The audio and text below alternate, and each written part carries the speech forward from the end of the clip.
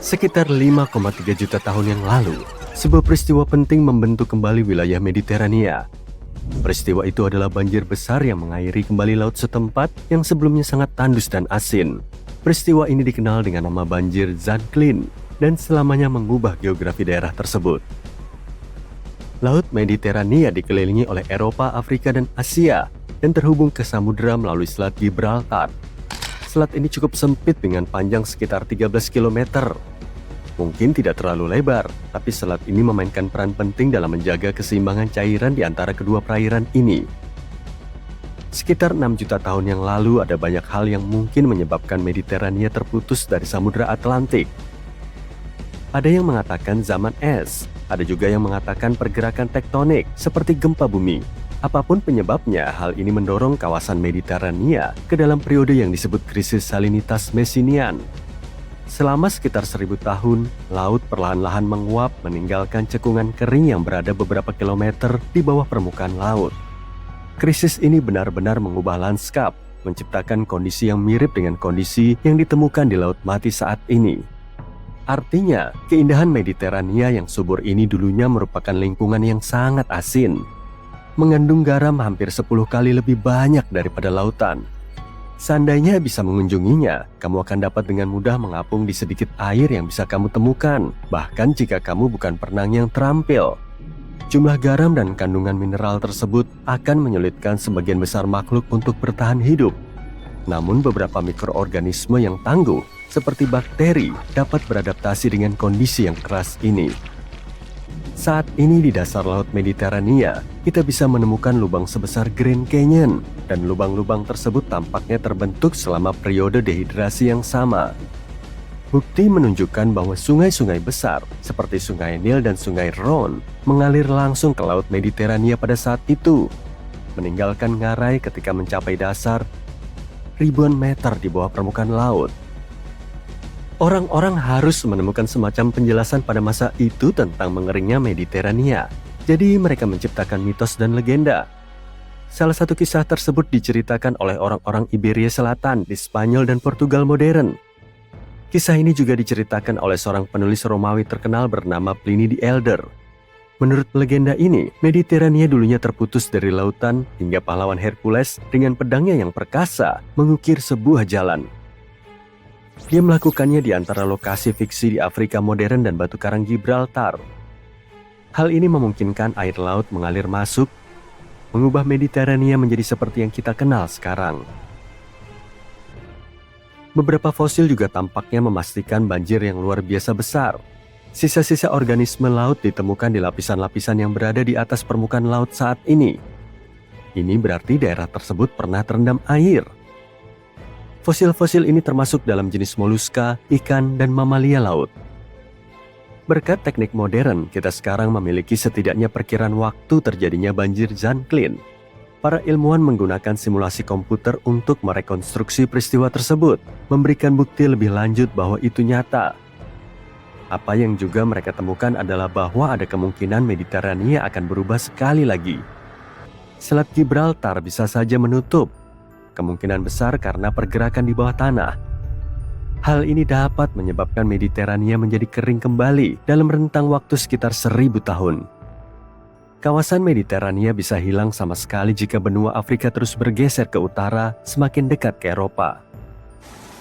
Salah satu banjir besar yang terkenal namun masih bersifat hipotetis adalah teori banjir Laut Hitam. Beberapa ilmuwan berpendapat bahwa sekitar 8400 tahun yang lalu, air dari Laut Mediterania mungkin telah tumpah ke Laut Hitam melalui sebuah lorong sempit yang disebut Selat Bosporus. Hal ini dapat menyebabkan bencana besar, memaksa orang-orang yang tinggal di dekat Laut Hitam untuk mengemasi barang-barang mereka dan pindah lebih jauh ke dalam benua, baik di Eropa maupun Asia. Mereka mungkin telah membawa serta cerita tentang banjir besar ini. Para ahli yang mengemukakan ide ini juga menyarankan bahwa orang-orang yang bermigrasi ini mungkin telah membawa cara-cara baru untuk bertani. Namun tidak semua orang dari komunitas ilmiah yakin akan hal ini. Beberapa orang berpendapat bahwa meskipun mungkin saja ada banjir, kemungkinan besar banjir itu terjadi lebih awal dan jauh lebih kecil. Mereka tidak berpikir bahwa banjir ini bisa menyebabkan misalnya kisah Bahtera Nuh. Dalam legenda ini, seorang nabi diperingatkan oleh Tuhan bahwa banjir raksasa akan datang. Dia kemudian mengumpulkan beberapa pasang hewan dan memasukkan semuanya ke dalam sebuah bahtera untuk memastikan bahwa spesies-spesies tersebut akan selamat dari banjir yang dahsyat. Ada juga kekhawatiran di antara para ahli bahwa terlalu banyak membahas banjir yang nyata dan kisah-kisah kuno dapat mengaburkan batas antara sains dan fiksi. Mungkin ada alasan lain kenapa kisah-kisah banjir ini begitu sering ditemukan di berbagai budaya di seluruh dunia. Salah satu alasannya adalah bahwa banjir sangat merusak bagi para petani purba, sehingga mereka menciptakan mitos tentang banjir yang menandakan akhir dunia. Gagasan lainnya adalah bahwa orang-orang menemukan fosil makhluk laut purba di tempat-tempat yang tidak biasa, yang membuat mereka percaya bahwa di masa lalu pernah terjadi banjir besar. Solusi untuk banjir di masa depan mungkin adalah kota terapung. Ketika permukaan air laut terus meningkat, kota-kota pesisir seperti Amsterdam, New Orleans, dan Venesia mungkin akan tenggelam. Jadi infrastruktur terapung mungkin merupakan solusi yang tepat, dengan bangunan yang dapat naik seiring dengan naiknya permukaan air, sehingga dapat bertahan dari cuaca ekstrim. Negara-negara seperti Belanda yang memiliki sejarah dalam mengelola risiko air mempelopori kreasi terapung ini. Dengan semakin sempitnya lahan di kota-kota, kita mungkin akan terpaksa pindah ke air. Dengan tinggal di atas air, kita bisa mengurangi kepadatan dan menciptakan cara yang lebih menarik untuk memenuhi kebutuhan hidup, seperti taman terapung. Rumah-rumah ini juga hadir dengan alternatif yang bagus untuk kebutuhan energi kita, melalui sistem yang menggunakan tenaga surya dan angin. Belum lagi rumah-rumah ini mungkin akan menjadi lebih murah dalam jangka panjang. Salah satu kota terapung seperti itu mungkin akan segera muncul di Maldives. Tujuannya adalah untuk menampung hingga 20.000 orang dan akan memiliki tempat tinggal dan makan, serta toko-toko dan sekolah. Didesain agar terlihat seperti karang, wilayah ini akan memiliki kanal-kanal yang ditempatkan di antara sekitar 5.000 lahan terapung. Kota ini akan dibangun dengan menggunakan unit-unit modular yang disatukan di sebuah lokasi konstruksi di dekatnya. Setelah selesai, unit-unit tersebut akan ditarik ke kota terapung. Langkah selanjutnya adalah mengencangkannya ke lambung beton bawah air yang besar, yang disekrupkan dengan kuat ke dasar laut di atas beberapa tiang baja. Semua bagian konstruksi ini memungkinkan unit modular dengan mudah bergerak secara alami mengikuti laut. Bahkan bagi mereka yang takut mabuk laut, ada solusinya. Itulah gunanya terumbu karang di dekatnya. Terumbu karang itu akan mengelilingi kota menjadi pemecah ombak alami. Tepian karang buatan manusia juga akan ditempatkan di bawah kota yang juga akan membantu karang tumbuh secara alami. Tujuan jangka panjangnya adalah untuk membuat kota ini mandiri. Kota ini akan memiliki listrik yang sebagian besar berasal dari tenaga surya. Sampah akan diolah di dekatnya dan digunakan kembali sebagai pupuk tanaman. Alih-alih menggunakan AC, metode ini memompa air dingin dari laut dalam untuk mendinginkan daerah tersebut, sehingga menghemat energi. Bumi bukan satu-satunya planet yang pernah mengalami banjir besar. Di masa lampau, Mars tampaknya juga pernah mengalaminya, dan banjir memainkan peran penting dalam membentuk permukaannya. Penelitian terbaru mengungkap bahwa miliaran tahun lalu, Mars mengalami banjir besar yang mengakibatkan terbentuknya lembah dan ngarai.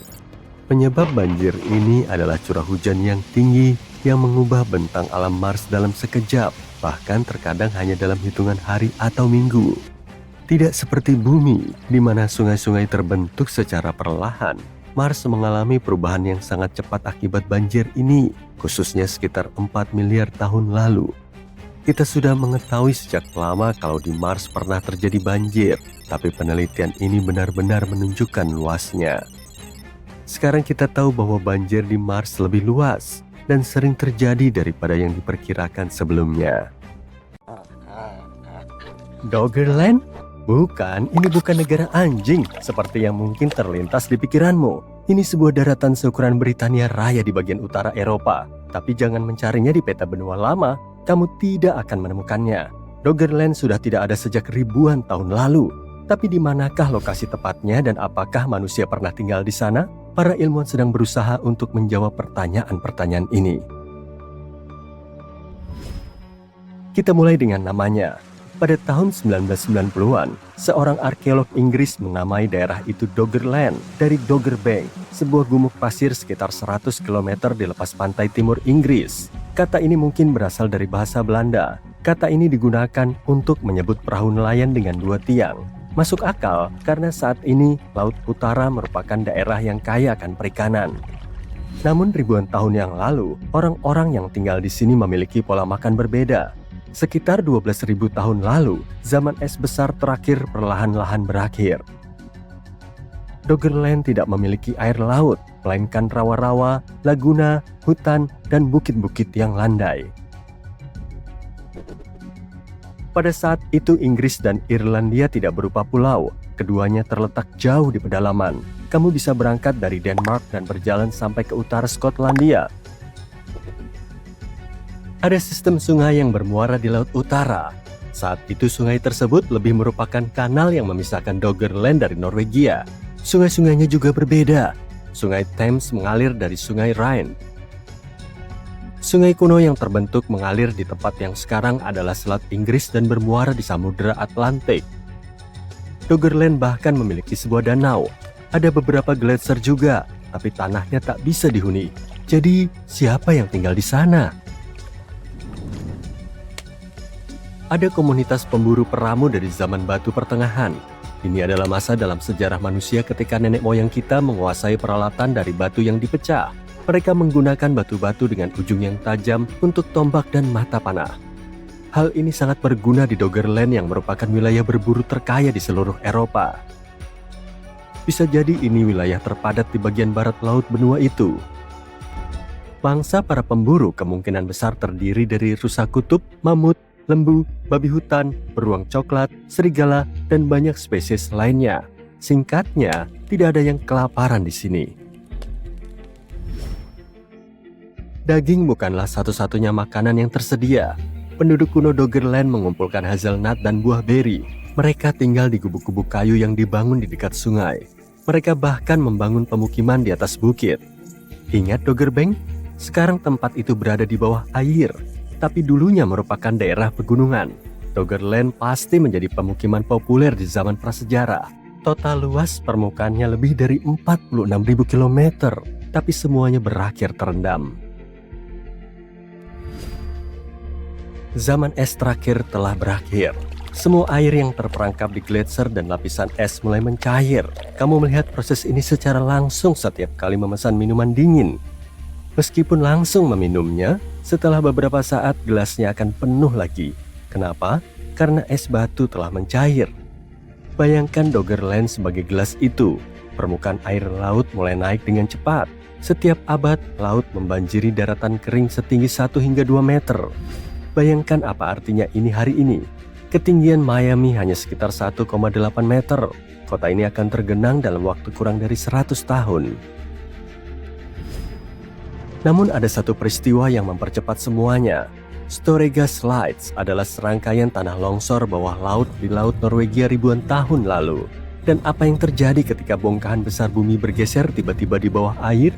Gelombang raksasa. Kamu mungkin tahu apa itu tsunami. Doggerland kemungkinan dihantam oleh beberapa tsunami ini. Gelombang-gelombang itu begitu kuat hingga para peneliti percaya itu melenyapkan jembatan darat Britania Raya menuju benua di sampingnya. Yang tersisa dari Doggerland hanyalah sebuah pulau sebesar Wales. Para ilmuwan memperkirakan bahwa gelombang tsunami purba ini setidaknya setinggi 12 meter. Sekitar 6.000 tahun lalu, penduduk Doggerland berpindah. Mereka bermigrasi ke tempat yang lebih tinggi, dalam kasus ini ke Inggris dan Belanda. Ironisnya, ketika menerjemahkan Netherlands secara harfiah ke dalam bahasa Inggris, artinya adalah dataran yang lebih rendah. Namun ribuan tahun lalu, ini adalah tempat yang lebih tinggi bagi para pemburu peramu yang melarikan diri dari banjir. Setelah semua itu berakhir, benua Eropa memiliki bentuk yang kita kenali saat ini. Tapi Doggerland sudah tidak terlihat. Tempat ini sudah berada di bawah ombak Laut Utara selama 8.200 tahun. Apakah Doggerland mengingatkanmu pada kasus yang lebih terkenal tentang tanah yang tenggelam? Kota Atlantis yang hilang langsung terlintas di benakmu. Tapi ada perbedaan penting. Atlantis hanyalah legenda. Semua yang kita ketahui tentangnya berasal dari tulisan-tulisan filsuf Yunani Plato. Para ilmuwan telah mencari Atlantis untuk waktu yang lama, dan hingga hari ini mereka bahkan tidak bisa sepakat di mana lokasi tepatnya. Teori-teori menyebut Mediterania hingga Antartika. Doggerland bukanlah mitos. Semua yang dijelaskan sains tentang negeri yang hilang ini berasal dari bukti nyata. Pada tahun 1931, sebuah kapal penangkap ikan sedang berada di lepas pantai Norfolk, Inggris. Pada saat itu, para kru menyeret jaring di sepanjang dasar laut, menyapu semua yang dilaluinya. Dan mereka menangkap lebih dari sekadar ikan. Itu adalah gambut. Seperti yang kita temukan di Alaska dan Irlandia. Tapi kenapa ada di dasar laut utara? Gambut tidak seharusnya berada di sana, karena air laut merusaknya. Hanya ada satu penjelasan yang mungkin. Daerah itu pasti pernah menjadi lahan kering pada suatu masa dalam sejarah. Bukti terakhir adalah gambut itu menyimpan ujung tombak, sebuah tanda pasti dari aktivitas manusia. Ide ini bukanlah hal baru. Sejak abad pertengahan sudah ada pembicaraan tentang tanah yang terendam dengan hutan bawah laut. Pada tahun 1913, seorang ahli geologi Inggris mengemukakan gagasan tentang dunia bawah laut di bagian Eropa ini. Bukti-bukti ilmiah terus bertambah. Nelayan setempat mulai mengangkat alat-alat buatan manusia dan tulang belulang hewan. Para peneliti memperkirakan umurnya sekitar 9.000 tahun. Namun perairan laut utara yang dalam dan keruh tidak memungkinkan untuk menurunkan para penyelam. Seorang arkeolog mengatakan bahwa mereka tahu lebih banyak tentang permukaan bulan daripada apa yang ada di dasar laut yang relatif dangkal ini. Penemuan minyak di daerah tersebut pada tahun 1960-an mengubah segalanya. Perusahaan-perusahaan dari industri ini memberi data survei seismik kepada para ilmuwan. Hal ini membantu mereka mengumpulkan gambaran lengkap tentang seperti apa Doggerland dulu. Model komputer segera menghasilkan gambar lembah sungai, garis pantai, danau air tawar, dan perbukitan. Bahkan ada jejak kaki suku-suku nomaden yang terawetkan di dasar laut. Saat ini para ahli biologi kelautan menggunakan medan magnet untuk memetakan dunia bawah laut yang hilang ini. Tapi Doggerland bukan satu-satunya tempat di bumi yang hilang ditelan ombak. Beringia adalah dunia lain yang hilang yang penting secara global. Dulunya, ini merupakan jembatan darat antara Asia dan Amerika Utara. Namanya diambil dari Selat Bering. Lebarnya 85 km pada titik tersempitnya. Namun, hingga akhir zaman es terakhir, tempat ini merupakan daratan kering yang menjadi rumah bagi nenek moyang manusia. Bukti genetik menunjukkan bahwa penduduk asli Amerika tinggal di Beringia selama sekitar 15.000 tahun. Jika ingin tahu seperti apa bentuk daratan ini, bayangkanlah Arktik Alaska saat ini. Dulunya itu adalah tundra semak belukar. Ada juga pohon willow dan birch kecil. Maaf, tidak ada mamut berbulu. Hewan-hewan besar pemakan rumput tidak akan mendapatkan cukup makanan di Beringia, meskipun mungkin ada elk dan domba tanduk besar di daerah itu. Namun, zaman es tidak berlangsung selamanya. Seperti di Doggerland, permukaan air laut mulai naik. Ini terjadi sekitar 13.000 tahun yang lalu. Namun itu semua bukan berita buruk. Bukti ilmiah menunjukkan bahwa pada masa itu, orang-orang mulai bergerak ke selatan. Mereka meninggalkan Beringia yang perlahan tenggelam dan menyeberang ke Alaska. Dari sana, mereka mendiami kedua benua Amerika. Mereka adalah nenek moyang suku-suku penduduk asli Amerika. Di Amerika Serikat, negara ini mengalami banjir di beberapa tempat sekitar 300 hari setiap tahunnya. Tapi, ada satu banjir luar biasa yang tidak hanya menarik perhatian orang Amerika, tetapi juga seluruh dunia. Boston tenggelam dalam jumlah sirup manis yang sangat banyak, seperti kekacauan besar yang kamu lihat di toko permen. Kedengarannya seperti mimpi anak-anak kan? Tapi bagi orang-orang yang tinggal di sana, itu adalah mimpi buruk. Alih-alih air, seluruh kota Boston malah diselimuti oleh molase. Jika kamu belum paham tentang situasi lengket ini, izinkan aku memberikan penjelasan singkat. Molase adalah zat kental dan lengket yang berasal dari sari tebu atau bit gula selama proses pembuatan gula. Dahulu molase adalah pemanis utama di Amerika hingga abad ke-20. Tapi molase tidak hanya untuk memasak, molase bahkan dapat digunakan untuk meningkatkan kesehatan tanah dengan membantu aktivitas mikroba. Jadi seperti yang kamu lihat, bahan ini serbaguna dan memiliki banyak kegunaan di berbagai industri. Tanggal 15 Januari tahun 1919, cuaca di Boston memanas secara harfiah. Suhu akhirnya naik di atas 4 derajat Celcius setelah melewati musim dingin yang membekukan. Hari-hari sebelumnya terasa sangat dingin, sehingga orang-orang akhirnya bisa beristirahat sejenak dari musim dingin dan menikmati cuaca yang sedikit lebih hangat selama 1 hari. Di pagi hari, orang-orang mengurus urusan mereka masing-masing di gedung pemadam kebakaran Engine 31. Sekelompok orang sedang menikmati makan siang dan bersenang-senang dengan permainan papan. Beberapa anak pergi mengumpulkan kayu bakar untuk keluarga mereka, sementara itu bartender Martin masih tertidur pulas di rumahnya setelah bekerja lembur di barnya.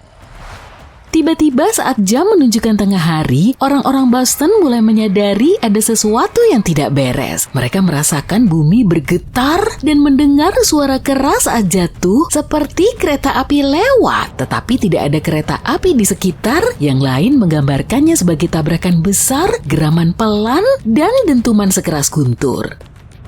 Mereka tidak menyadari bahwa suara-suara tersebut merupakan indikasi yang jelas bahwa kekacauan akan segera terjadi. Tidak ada yang bisa meramalkan pada saat itu, tetapi di Commercial Street di North End Boston, sekitar pukul 12.30 malam, sebuah tangki baja besar berukuran 15 meter di sebuah kapal yang tiba di Boston sehari sebelumnya dan menampung 8,7 juta liter molase tiba-tiba pecah. Beberapa orang mengatakan hal ini mungkin disebabkan oleh molase yang lebih tua dan lebih dingin yang memuai karena panasnya tangki. Molase melonjak dengan kecepatan 56 km per jam, menelan semua yang dilewatinya. Bangunan-bangunan runtuh dengan mudahnya, manusia dan hewan berjuang untuk melewati kekacauan yang mencekam dan upaya penyelamatan dadakan pun diluncurkan. Gedung pemadam kebakaran di Engine 31 benar-benar terlepas dari fondasinya dengan lantai 2 runtuh di atas lantai pertama. Pada saat yang sama, rumah bartender Martin yang berada di dekatnya tersapu dan menabrak peron kereta yang ditinggikan. Martin, sang bartender yang baru saja bangun tidur, menyaksikan rumahnya berantakan sebelum akhirnya terbawa arus. Dia sedang tidur di lantai 3 ketika dia mendengar suara keras. Ketika dia terbangun, dia dikelilingi oleh molase setinggi beberapa meter. Dia hampir tenggelam dalam kekacauan yang lengket sebelum berhasil memanjat ke rangka tempat tidurnya yang secara ajaib mengambang di dekatnya. Dia menggunakan rangka tempat tidur itu sebagai perahu darurat dan tidak seperti Rose dan Jack yang tidak dapat menyelamatkan diri. Martin berhasil menyelamatkan saudara perempuannya, Teresa, tapi sayangnya ibu dan adik laki-lakinya tidak selamat dari bencana tersebut. Buntut dari insiden tersebut termasuk upaya pembersihan berskala besar, berbagai tuntutan hukum terhadap perusahaan yang harus bertanggung jawab, serta perselisihan hukum yang panjang selama 5 tahun hingga perusahaan bertanggung jawab atas tragedi tersebut. Perusahaan akhirnya memberikan kompensasi kepada para korban banjir serta keluarga mereka dengan total $628.000 yang jika dirupiahkan menjadi sekitar $8 juta hari ini. Itu tidak banyak mengingat jumlah korban jiwa akibat banjir tersebut mencapai 20.000 orang dan 150 orang lainnya mengalami luka-luka. Butuh beberapa hari untuk menemukan beberapa mayat. Seorang pria yang merupakan pengemudi gerobak baru ditemukan di pelabuhan Boston sekitar 4 bulan kemudian. Namun pada saat itu jarang ada perusahaan yang memberikan kompensasi. Kebanyakan dari mereka mengelak dari tanggung jawab atas kelalaian pada saat itu. Korban yang berada dalam kesusahan yang lebih besar sebelum mereka mati lemas, jika boleh kukatakan demikian, menerima kompensasi yang lebih tinggi. Gimana kamu bisa memberi harga pada sesuatu seperti tenggelam dalam molase? Hakim Hugh Ogden memiliki tugas untuk menentukan hal itu setelah bencana terjadi. Dia mengawasi pendistribusian dana kepada mereka yang terkena dampak. Jadi dia memberikan sekitar $6.000 sama dengan sekitar $600.000 hari ini kepada keluarga mereka yang meninggal seketika. Tapi keluarga dari mereka yang harus bertahan di atas gelombang molase sebelum mereka melewatinya menerima $7.500. Sebagai contoh, ada seorang pria yang terjebak di ruang merangkak kecil di ruang bawah tanah sebuah gedung pemadam kebakaran, berjuang untuk menjaga kepalanya tetap berada di atas molase selama kurang lebih 4 jam sebelum akhirnya mati lemas sehingga keluarganya mendapatkan lebih banyak ganti rugi. Meskipun mengalami kehancuran, lingkungan North End bangkit kembali ketika para pekerja membersihkan puing-puing dan petugas pemadam kebakaran membersihkan sisa-sisa molase. Aroma manis yang tersisa bertahan selama berminggu-minggu. Bayangin menjalani hari dengan aroma manis di udara, sebuah pengingat yang menghantui akan tragedi yang baru saja terjadi. Tapi beberapa orang mengklaim aroma tersebut bertahan selama beberapa dekade, bukan berminggu-minggu, dan kamu dapat mencium bau molase di beberapa ruang bawah tanah Boston pada tahun 60-an. Hal ini masuk akal karena sebagian besar ruang bawah tanah memang terisi penuh hingga lantai pertama. Molase bahkan mengubah warna kota Boston. Warna kecoklatan yang didapat perairan pelabuhan Boston karena molase bertahan hingga musim panas, meninggalkan kesan mendalam tentang masa lalu kota ini. Perusahaan molase mencoba menyalahkan kekacauan tersebut pada kaum radikal, tapi sekarang kita tahu penyebab sebenarnya di balik bencana tersebut. Tangki yang dibangun dengan buruk sehingga tidak mampu menampung lebih dari 8 juta liter cairan yang membanjiri jalan-jalan di North End. Terlepas dari klaim perusahaan bahwa sekelompok orang radikal menyabotase tangki tersebut, tidak ada bukti yang mendukung teori liar ini. Gelombang molase menyapu jalanan, menyeret segala sesuatu yang dilewatinya, gerobak, hewan, rumah. Ini adalah pemandangan tragis yang menyebabkan banyak kehancuran dan cedera. Bahkan kuda-kuda di kandang terdekat pun tidak aman dari molase. Sayangnya banyak dari mereka yang tidak berhasil keluar hidup-hidup. Polisi harus menurunkan mereka yang terjebak dalam kekacauan yang lengket. Keadaan menjadi lebih gila ketika seorang petugas polisi meminta bantuan karena gelombang molase telah menyebabkan sebuah kereta api tergelincir. Untungnya pemikiran yang cepat dapat mencegah keadaan menjadi lebih buruk. Meskipun sudah ada peringatan bahwa tangki tersebut bermasalah, bencana ini tetap saja mengejutkan banyak orang. Beberapa anak bahkan mencicipi molase yang bocor tanpa mengetahui bahaya yang mereka hadapi. Pembersihan setelah bencana molase ternyata menjadi tantangan yang nyata, berlangsung selama berbulan-bulan hingga keadaan kembali normal. Pada awalnya pegawai negeri sipil, polisi, dan sukarelawan bekerja sama. Mereka menggunakan air asin dari perahu pemadam kebakaran untuk menyingkirkan molase, kemudian menggunakan pasir untuk merendamnya. Butuh beberapa saat untuk benar-benar membersihkan area di sekitar pelabuhan, dan airnya terlihat aneh untuk sementara waktu. Setelah itu, para kru harus melacak kemana saja molase itu pergi ke kota. Molase telah menyebar ke seluruh kereta bawah tanah, membuat kekacauan di peron dan gerbong kereta. Molase tersebut masuk ke rumah-rumah penduduk serta tempat-tempat lain di sekitar kota. Seorang jurnalis bahkan mengatakan semua yang disentuh oleh warga Boston akan menjadi lengket.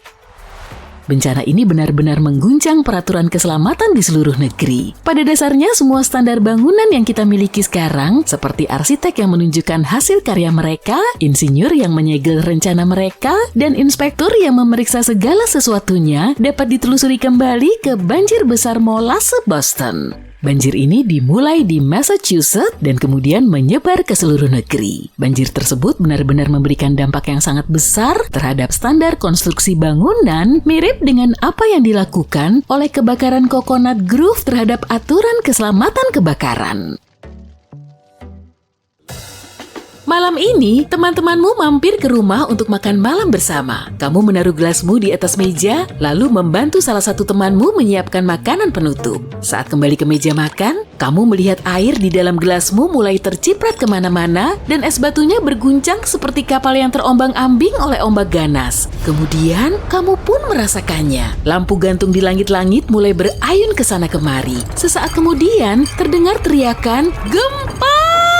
Rumah dan seisinya terus berguncang. Kamu mencoba lari untuk mencari perlindungan, tapi kakimu nggak bisa bergerak dan tubuhmu kesulitan untuk menjaga keseimbangan. Lemari berguncang keras, gelas dan piring beterbangan keluar, lalu pecah berserakan di lantai. Rak bukumu roboh dan benda-benda yang menempel di dinding mulai berjatuhan. Kamu merunduk di bawah meja makan, mencoba menghindar dari pecahan piring. Iya, betul. Kamu memang pernah merasakan gempa sebelum kejadian ini, tapi nggak sekuat ini. Saat kamu mengecek ponselmu, nggak ada sinyal. Jelas saja, otakmu masih mencerna kejadian ini secara samar-samar. Suara jeritan itu terus mengeras, kemudian seisi rumah seketika runtuh. Gempa terbesar yang pernah tercatat terjadi di Chili pada tahun 1960. Bencana ini terjadi di sore hari saat semua penduduk sedang menikmati waktu santainya.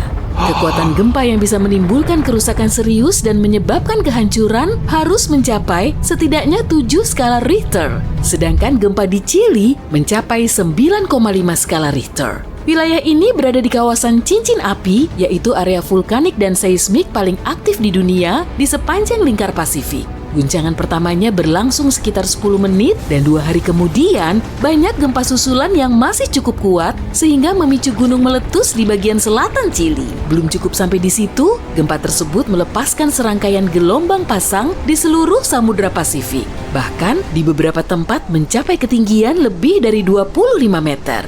Gelombang dan gempa bumi itu sangat kuat dan dampaknya bisa dirasakan sampai Hawaii, Jepang, dan Filipina. Kerugian materi akibat bencana ini diperkirakan mencapai 7 miliar rupiah pada tahun 1960. Banyak orang kehilangan tempat tinggal, infrastruktur juga banyak yang luluh lantak. Sejauh mata memandang, cuma terlihat bangunan roboh dan reruntuhan di sana-sini. Para ilmuwan memperkirakan gempa bumi ini sangat kuat hingga menggeser poros bumi dan membuat waktu kita 1,26 mikrodetik lebih singkat. Waktu yang gak seberapa lama ya, tapi coba bayangin deh, satu bencana alam pun bisa loh membuat waktu di bumi bergeser. Kota-kota di pesisir rata dengan tanah. Banjir juga semakin meluas, perekonomian sudah pasti terpuruk. Menurut penelitian, kalau gempa bumi ini terjadi saat ini, kerugian material yang ditimbulkan bisa mencapai lebih dari 280 triliun rupiah.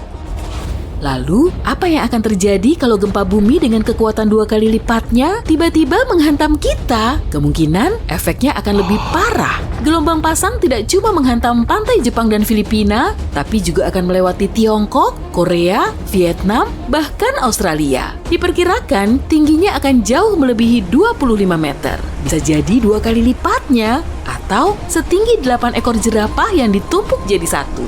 Penduduk pesisir juga pasti akan melihat gelombang ini, dan kalau air sampai surut ke tengah laut, ikan-ikan di dasar laut bisa terlihat. Kamu harus segera lari, karena kemungkinan besar tsunami sedang mendekat.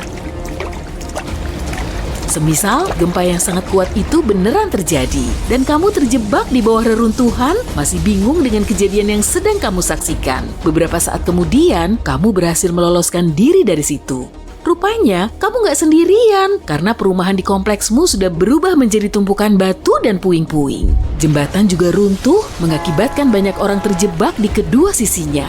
Kamu mulai celingukan sambil membersihkan debu dari tubuhmu, lalu segera mencari pertolongan. Truk damkar dan ambulans melintas di antara reruntuhan dan mobil yang hancur. Saat kamu berusaha mendekati mobilmu, gempa susulan masih terus saja terjadi, dan tubuhmu terlempar ke trotoar. Karena semua menara sinyal seluler roboh, kamu nggak bisa menelepon siapapun. Lututmu gemetaran, tapi kamu berhasil melanjutkan perjalanan. Akhirnya, kamu berhasil sampai di mobilmu yang beberapa saat kemudian tertimpa bongkahan batu. Lalu penyok seperti kaleng minuman soda. Kamu pun terus berjalan dan akhirnya sampai di pusat kota. Kondisinya sudah seperti diobrak-abrik oleh raksasa yang sedang ngamuk. Kamu terus maju untuk mencari pertolongan. Tiba-tiba, ponselmu bergetar. Di dalamnya sudah ada ribuan notifikasi tentang gempa bumi yang berkekuatan 20 magnitudo. Tubuhmu gemetaran dan tanah di bawah kakimu tidak lagi bergetar. Oh, terdengar bunyi gemuruh dari kejauhan dan terus mendekat dalam kecepatan tinggi. Di sebelah kananmu, terlihat gelombang setinggi gedung terus menerjang dan mendekatimu. Setelah beberapa lama syok dan ngeblank, akhirnya kamu tersadar lagi, kemudian berlari. Kamu bahkan gak tahu harus lari kemana. Di belakang, tsunami terus mendekatimu. Sementara di hadapanmu banyak gedung luluh lantak, bebatuan dan beton masih terus berjatuhan. Wah, ada gedung yang masih berdiri tegak tuh. Kamu harus segera naik ke atapnya. Saat kamu nyoba pakai lift, ternyata mati. Ya jelas aja lah. Kamu bergegas menaiki tangga, menginjak pecahan kaca dan puing-puing. Tapi kemudian berhasil berdiri lagi. Tsunami di luar sudah sangat dekat dan kamu bisa melihatnya dari jendela. Hampir sampai atap. Tinggal beberapa anak tangga lagi. Kemudian, wuss. Air mulai masuk ke dalam gedung dan menarikmu turun sekitar 2 lantai. Dengan pandangan terbatas, kamu terus berenang ke atas. Tapi airnya justru menarikmu turun. Sekitar setengah menit kemudian, kamu berhasil berenang dan terus naik ke atap gedung. Setelah mencapai lantai atas, kamu segera menjatuhkan diri. Kamu pun selamat untuk sementara waktu. Gelombang pasangnya masih kuat dan melewati pusat kota yang hancur lebur. Ponselmu sudah kebasahan dan tentu sudah nggak berfungsi. Kamu bisa melihat kotamu dengan pandangan 360 derajat, semuanya dibanjiri air dan penuh dengan puing-puing. Lantai gedung mulai bergetar lagi. Mungkin sebaiknya kamu duduk diam saja sampai semuanya berlalu sambil menunggu helikopter penyelamat. Tiba-tiba terdengar bunyi ledakan yang sangat kuat, serasa hampir memecahkan gendang telingamu. Tanah di bawahmu kembali berguncang, nun jauh di sana, asap tebal mulai membubung dan menutupi langit. Kegelapan menghalangi sinar matahari pagi, dan saat itulah kamu bisa melihat lava yang menyembur ke udara lalu mendarat ke area di sekitarnya. Lava itu membentuk sungai dan perlahan mengalir menuju pusat kota. Dengan frekuensi gerakan seismik dan intensitas gempa bumi yang tinggi, lempeng tektonik di seluruh dunia telah bergeser sehingga magma terdorong naik ke permukaan. Dari dalam bumi, uap panas mulai memancar lalu mengenaimu. Magma mulai menyelimuti permukaan tanah, menerjang tiap mobil yang menghalangi jalannya, dan parahnya lagi, magma ini melelehkan fondasi gedung yang masih berdiri menahan terjangan gempa dan tsunami. Di kejauhan, gedung-gedung mulai runtuh ke dalam kolam lava membara yang menyelimuti seluruh kotamu. Satu persatu mulai hancur ditelan lava itu. Berarti, gedung tempatmu berdiri juga bergoyang, hampir runtuh. Saat itulah kamu melihat cahaya. Kemudian kamu menongangkan kepala menuju helikopter yang terbang di kejauhan. Kamu mencoba melambaikan tangan, berlari-lari, melompat, dan gerakan lainnya untuk menarik perhatian. Hore, akhirnya berhasil juga. Helikopter itu berputar-putar lalu menurunkan tangga tali. Setelah di atas helikopter, kamu cuma bisa memandangi seluruh kotamu. Semuanya bergelimpangan tanpa sisa. Kamu mendarat beberapa kilometer di luar kota, kemudian segera dirawat di fasilitas darurat rumah sakit. Wah, kamu termasuk salah satu korban selamat yang beruntung. 1 tahun kemudian, genangan tsunami telah surut, lava yang mengalir ke pusat kota juga telah dingin, tapi semua magma itu mengubah permukaan tanah secara permanen. Seluruh kota menjadi hilang, kerusakannya telah membawa seantero negeri ke dalam keterpurukan ekonomi yang akan berlangsung selama puluhan tahun. Survei kota pun perlu waktu sampai berbulan-bulan untuk memastikan gak ada kabel listrik yang membahayakan atau pipa gas bocor. Pihak otoritas setempat membangun kota lebih jauh dari pusat kota sebelumnya. Dengan kata lain, mereka membangunnya di atas reruntuhan. Tapi di kota lain, ada juga yang memindahkan semua penduduknya ke kota terdekat. Pada akhir Desember 2021, gunung berapi bawah laut dengan nama yang cukup eksotis, Hunga Tonga, terbangun setelah beberapa tahun tertidur. Gunung ini bangun dengan begitu banyak energi dan kekuatan, sehingga orang-orang mendengar letusan dari jarak lebih dari 177 km. Kemudian ia kembali tidur, tapi beberapa minggu berikutnya, ia bangun lagi dengan kekuatan 7 kali lebih besar dari yang pertama kali. Letusan ini memecah pulau di atasnya menjadi 2 bagian. Badai petir yang terjadi akibat letusan ini adalah yang paling dahsyat dalam sejarah. Gelombang suara dari letusan itu menjalar ke seluruh planet beberapa kali. Seseorang bahkan mendengar suara dentuman keras di Alaska. Dan ini merupakan tsunami besar pertama yang diketahui sejak zaman purba. Tsunami ini merenggut nyawa 2 orang hingga ke Peru dan menyebabkan masalah bagi 2 nelayan di California. Tapi bukan hanya itu saja. Letusan ini bisa mengubah pola cuaca di bumi selama bertahun-tahun. Kalian bisa melihat buktinya pada musim panas tahun 2024 yang diramalkan akan menjadi lebih basah dari biasanya. Para ilmuwan percaya bahwa letusan ini disebabkan oleh gas yang menumpuk hingga mencapai titik kritis.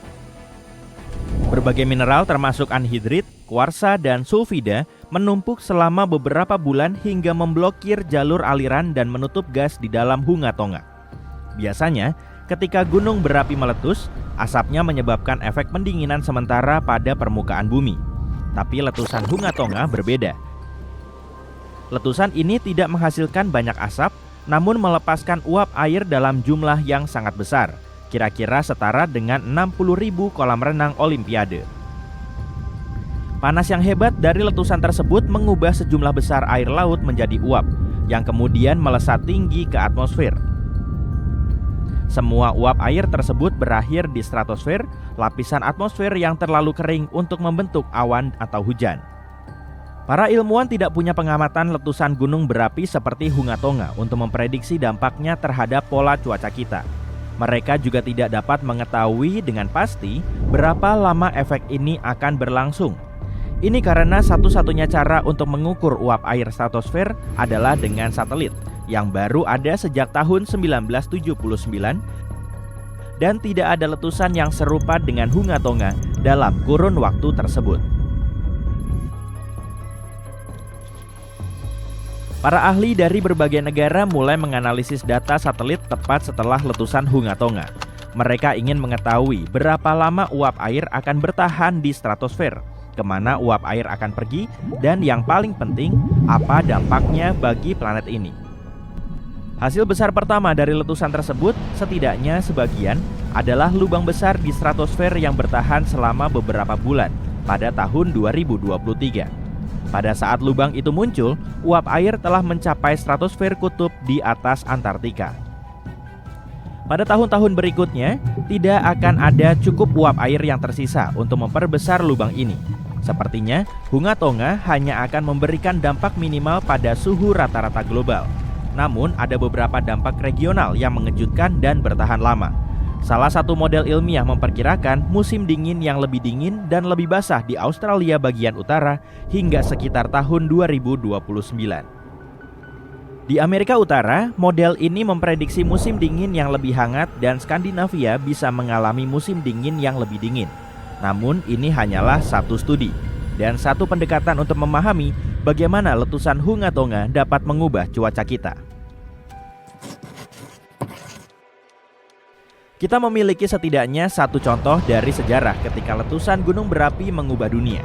Lebih dari 2 abad yang lalu, pada tahun 1815, Gunung Tambora meletus dan menyebabkan tahun tanpa musim panas.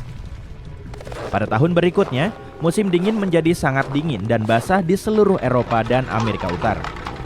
Sebuah penelitian terbaru menegaskan bahwa suhu di tahun 1816 tidak akan sedingin ini tanpa adanya letusan gunung berapi. Dampak langsung dari letusan tersebut sangat dahsyat, dengan tsunami yang menghancurkan rumah-rumah, merenggut 10.000 nyawa, dan 80.000 lainnya jatuh sakit setelahnya. Letusan Gunung Tambora merupakan salah satu yang terkuat dalam 1000 tahun terakhir. Letusan ini mengeluarkan sejumlah besar sulfur dioksida ke stratosfer yang dengan cepat menyebar ke seluruh dunia. Hal ini mengakibatkan tahun terdingin setidaknya dalam 250 tahun terakhir. Pada bulan Mei, embun beku memusnahkan sebagian besar tanaman di New York, Massachusetts, New Hampshire, dan Vermont. Pada bulan Juni, salju tebal menutupi tanah di Albany, New York, dan Dennisville, Maine, dan New Jersey, mengalami cuaca beku selama 5 malam berturut-turut. Suhu dingin terus berlanjut hingga akhir musim panas yang seharusnya merupakan musim panen. Pada bulan Juli, danau dan sungai masih membeku hingga ke barat laut Pennsylvania dan embun beku bertahan di Virginia hingga akhir Agustus. Suhu akan turun dari suhu tertinggi di atas normal pada musim panas hingga mendekati titik beku hanya dalam beberapa jam. Cuaca benar-benar tidak dapat diprediksi. Harga makanan meroket. Harga gandum untuk kuda yang merupakan moda transportasi utama juga meningkat tajam. Beberapa orang percaya bahwa situasi ini mengilhami Carl Drees untuk menciptakan sepeda pada tahun 1817 sebagai metode transportasi alternatif. Tambora mengubah pola cuaca secara total, bukan hanya 1, tapi 3 tahun. Seluruh planet menjadi lebih dingin, dan karena gagal panen, mungkin setidaknya 1 juta orang kelaparan.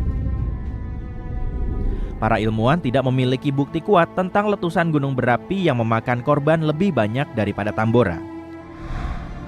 Namun, letusan Krakatau di Indonesia pada tahun 1883 lebih terkenal daripada Tambora karena informasi tentang letusan tersebut menyebar ke seluruh dunia melalui telegram dan foto. Ledakan terakhirnya merupakan suara yang tercatat paling keras dalam sejarah dan orang-orang dapat mendengarnya di 10% dari seluruh permukaan bumi. Letusan ini memicu tsunami dengan gelombang setinggi setengah dari patung Liberty. Namun letusan ini tidak sedahsyat letusan Tambora. Pulau yang pernah menjadi tempat tinggal Krakatau lenyap akibat letusan tersebut, namun letusan baru dimulai kurang dari 50 tahun kemudian dan menciptakan kerucut anak Krakatau di tengah kaldera letusan lama. Gunung berapi baru ini masih aktif dari waktu ke waktu. Letusan Gunung Vesuvius yang meruntuhkan Pompei adalah salah satu bencana gunung berapi yang paling terkenal dalam sejarah.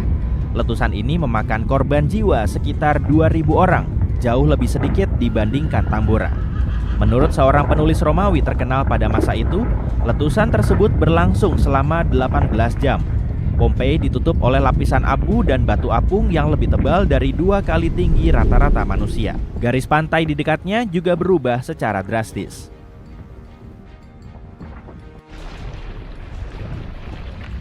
Di dunia saat ini, efek setelah letusan gunung berapi seringkali lebih berbahaya daripada letusan itu sendiri.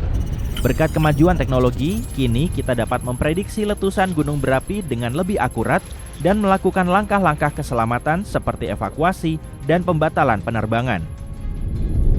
Namun, masih ada banyak resiko dengan perubahan pola cuaca dan kekeringan di seluruh dunia, terutama di daerah-daerah seperti India, Asia Timur, dan Afrika Timur yang dipengaruhi oleh angin muson. Letusan gunung berapi juga bisa memiliki efek yang mungkin tidak kita duga, seperti evolusi dinosaurus. Dinosaurus dulunya seukuran kucing, menunggu waktunya untuk bersinar. Itu terjadi sekitar 230 juta tahun yang lalu. Masa ini dikenal sebagai episode Karnian pluvial. Sebelumnya, Pangaea adalah superkontinen yang kering dan gersang. Namun kemudian terjadi 4 peristiwa vulkanik besar yang memompa karbon dioksida dalam jumlah besar ke atmosfer.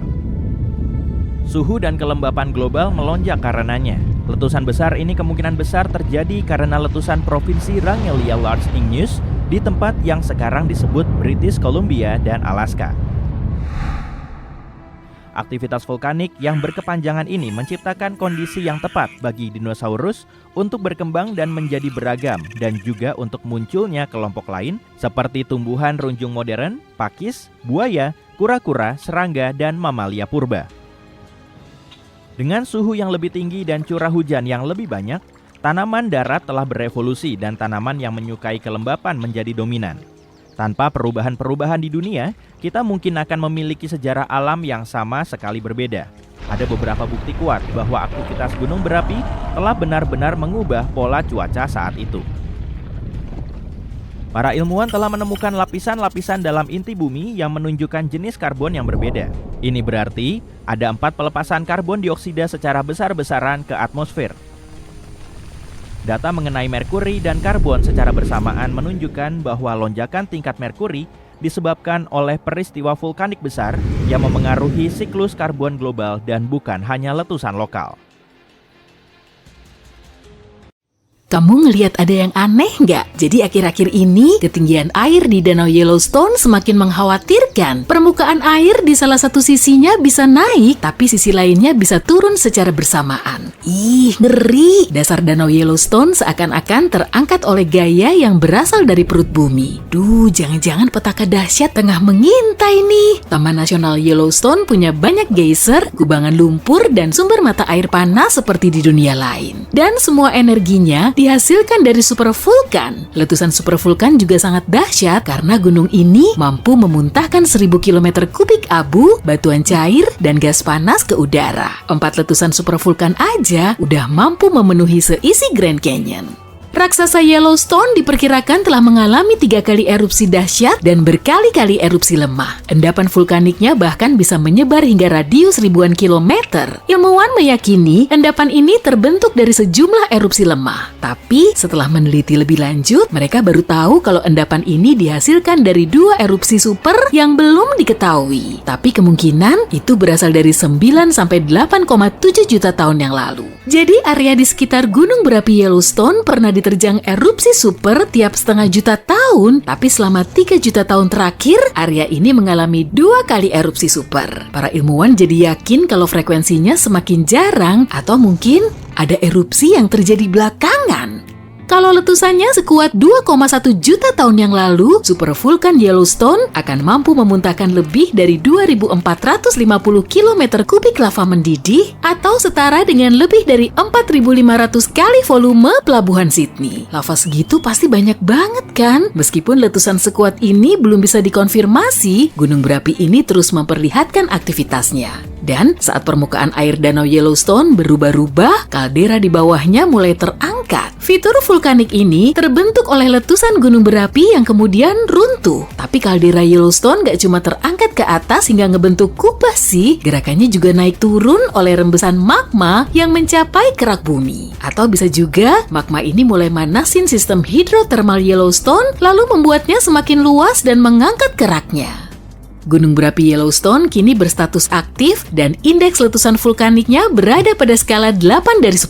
Maka saat meletus, gunung ini diperkirakan akan bisa memicu petaka besar. Sesaat sebelum kejadian, tanah di sekitarnya akan terangkat, geyser dan kolam geotermal mulai mendidih dan semakin asam. Magma terus naik ke permukaan tanah hingga akhirnya batuan di dapur magma nggak mampu lagi menahan tekanan, kemudian terjadilah ledakan. Kolom lava dan abu raksasa bisa menjulang setinggi 26 km. Kemudian, gunung berapi ini terus ngeluarin abu sampai berhari-hari. Suhu campuran lava, abu, dan gas bisa melebihi 1000 derajat Celcius. Dan semua materi ini akan terus bergerak dengan kecepatan 483 km per jam, lebih ngebut dari mobil balap. Udara di sekitar pusat erupsi juga memanas hingga 300 derajat Celcius. Salah satu dampak yang paling membahayakan dari erupsi ini adalah hujan abu. Abu vulkanik bisa berubah menjadi semen kaca beberapa detik setelah masuk ke paru-paru. Akibatnya, manusia dan hewan akan sulit bernafas. Banyak bangunan juga mulai runtuh karena harus menahan beban material padat ini. Dan beberapa hari kemudian, lapisan abu setebal 3 meter sudah menyelimuti area seluas 80 km di sekitar pusat erupsi. Setelah abu memasuki stratosfer, suhu global akan mulai turun dan kalau erupsi tersebut menghasilkan banyak belerang, sinar matahari akan gampang terhalang. Kemudian suhunya akan semakin ngedrop dan musim panas di seluruh dunia nggak akan terjadi hingga bertahun-tahun. Musim angin muson juga akan berubah, pertanian semakin terpuruk dan persediaan bahan makanan terus menipis. Selama 50 tahun terakhir ini, kaldera Yellowstone telah naik hampir setinggi 60 cm. Tapi angka ini nggak terlalu mencemaskan kok. Lagi pula para ahli cuma meyakininya sebagai aktivitas alami. Periode naiknya kubah dibarengi dengan penurunan kaldera dan supervulkan ini diprediksi nggak akan mendatangkan bahaya hingga beberapa waktu ke depan. Gunung berapi akan meletus kalau magma cair di dalamnya minimal mencapai 50%. Tapi kalau di Yellowstone, angkanya jauh lebih kecil, yaitu antara 5 hingga 15%. Dan kemungkinan erupsinya sekitar 1/730.000. Lumayan kecil lah ya. Plusnya lagi, para peneliti meyakini titik panasnya saat ini mulai turun meski pergerakan dan kenaikan kubahnya juga teramati. Tapi pembahasan soal cara pencegahan erupsi super yang membawa petaka ini masih terus berseliweran. Cara yang paling populer dan paling efektif yaitu dengan mendinginkan super vulkan Yellowstone. Tapi ada kelemahannya, gunung berapi ini cuma ngeluarin 70% panas yang berasal dari dapur magma. Dan sekitar 30% sisanya tetap ada di dalam. Setelah mencapai ambang batas, gunung berapi ini akan meletus dan erupsi ini bisa dicegah kalau para ahli minimal bisa mengekstrak 35% panasnya. Semakin dingin magmanya, wujudnya akan semakin kental. Dan setelah mengental, magma ini nggak akan naik ke permukaan bumi lagi. Ilmuwan NASA mulai nyusun rencana setelah mempertimbangkan semua fakta tersebut. Mereka kemudian ngebor lubang sedalam 10 km dan ngeluarin air dinginnya yang diberi tekanan. Suhu air ini setelah sampai di permukaan bumi akan mencapai 350 derajat Celcius dan panasnya mulai bisa diekstraksi secara perlahan. Kalau saja di dekat situ ada pembangkit listrik tenaga panas bumi, energi listrik yang dihasilkan akan sangat melimpah. Proses produksinya akan sangat simpel dan harganya juga menggiurkan, yaitu sekitar Rp1.500 per kilowatt. Awalnya ide ini dianggap sangat brilian, tapi kemudian mulai menuai banyak kritik. Kerak bumi perlu terus-terusan dibor sampai sangat dalam, kemudian duar! Bornya malah membentur kantong hipotermal. Waduh, bahaya banget nih. Gas di dalamnya bisa terlepas hingga menyebabkan ledakan super kuat, bahkan yang terparah bisa memicu erupsi dahsyat. Dampak destruktifnya bisa sangat terasa, mulai dari mata air lava dan guguran batuan cair hingga perubahan iklim global. Nyeremin banget kan? Semisal kamu lagi ngebor lubang untuk mengalirkan air dingin ke gunung berapi ini. Tahu-tahu bormu malah mengenai dapur magma. Bukannya mendinginkan suhu gunung raksasa ini, kamu malah akan bikin puncak dapur magmanya jauh lebih rapuh. Dan seluruh bagiannya bisa sewaktu-waktu runtuh. Lubang yang udah kamu bor juga bisa ngeluarin gas beracun. Gas beracun biasanya mulai terakumulasi dengan magma di atas reservoir. Kondisinya bisa lebih parah lagi nggak ya? Jelas bisa dong. Seluruh proses ini akan berlangsung selama lebih dari 16.000 tahun. Metode pendinginan gunung seperti ini dinilai terlalu berisiko. Para ilmuwan juga belum bisa mastiin gunung berapi ini akan tetap dingin selama 100 tahun setelah konstruksi pendinginnya dirampungkan. Dan terakhir, upaya untuk mendinginkan super vulkan Yellowstone ini akan menelan biaya selangit hingga lebih dari 50,2 triliun rupiah. Duh, padahal cara ini belum tentu berhasil kan? Gak cuma di Yellowstone, kubah lava gunung berapi lain juga terus naik. Kubah lava terbentuk saat magma mencapai permukaan bumi, kemudian magma ini terkumpul di sekitar lubang magma. Salah satunya ditemukan di perut gunung berapi bawah air di Jepang, tinggi kubahnya melebihi 610 meter dan lebarnya lebih dari 10 kilometer. Meskipun supervulkan ini kelihatan gak aktif, para ahli tetap waspada. Sistem gunung berapi bisa berubah dari tenang menjadi bergejolak saat mau meletus cuma dalam sekejap. Kubah raksasa lain terbentuk di Gunung Andes Tengah, tepatnya di atas dapur magma aktif terbesar di dunia. Gunung Altiplano Puna beserta kubahnya merupakan dataran tinggi tertinggi kedua di dunia. Tinggi kubahnya aja lebih dari 1 kilometer, tapi kok para ilmuwan nggak mendeteksi kubah lava raksasa ini dari awal ya? Nah, jawabannya simple aja, kubah ini tersembunyi di bawah dataran tinggi. Area tandus ini punya banyak rangkaian gunung berapi yang membentang hingga ribuan kilometer. Lumayan lah, bisa buat cuci mata sebentar. Tsunami besar, tornado yang merusak, meteorit raksasa, gempa bumi yang menghancurkan. Harus punya asuransi nih. Tapi semuanya itu hanyalah bencana alam kecil dibandingkan letusan gunung berapi. Beberapa gunung berapi bisa menghancurkan seluruh kota, seperti yang terjadi pada Pompeii atau pulau-pulau di Samudera Pasifik. Tapi ada jenis letusan berbahaya yang mampu menghancurkan seluruh kehidupan di planet ini. Letusan ini disebut basal banjir. Tapi pertama-tama, mari kita cari tahu apa itu gunung berapi. Sungai-sungai logam cair panas dan batuan pijar mengalir jauh di dalam planet kita. Semakin dalam, semakin panas pula suhunya. Sumber massa panas ini adalah mantel bumi, yang merupakan lapisan tengah bumi yang terletak di antara bagian inti dan kerak bumi. Aliran panas ini disebut magma dan mengalir ke segala penjuru. Tapi kita tidak merasakan panasnya karena lapisan kerak planet yang tebal. Magma lebih ringan daripada kerak bumi, sehingga selalu berusaha keluar ke permukaan. Dan di beberapa tempat, upaya itu berhasil. Di titik pertemuan lempeng tektonik, magma memercik keluar ketika satu lempeng bergerak di bawah lempeng yang lebih tebal. Ketika mencapai permukaan, magma akan menjadi lava. Zat ini membakar tanah di sekitarnya dan mendingin dengan cepat. Lava mengeras dan membentuk lapisan batuan baru. Percikan magma berikutnya jatuh di atas lapisan ini. Dengan demikian, terbentuklah gunung selapis demi selapis selama jutaan tahun. Dan di mulutnya, patahan lempeng tektonik memercikan magma. Gunung ini disebut gunung berapi. Gunung berapi memuntahkan lava dan abu ke langit, lalu tidur dan terbangun lagi saat terjadi aktivitas seismik. Sekarang bayangkan beberapa gunung berapi raksasa mulai memuntahkan magma dalam jumlah tak terbatas.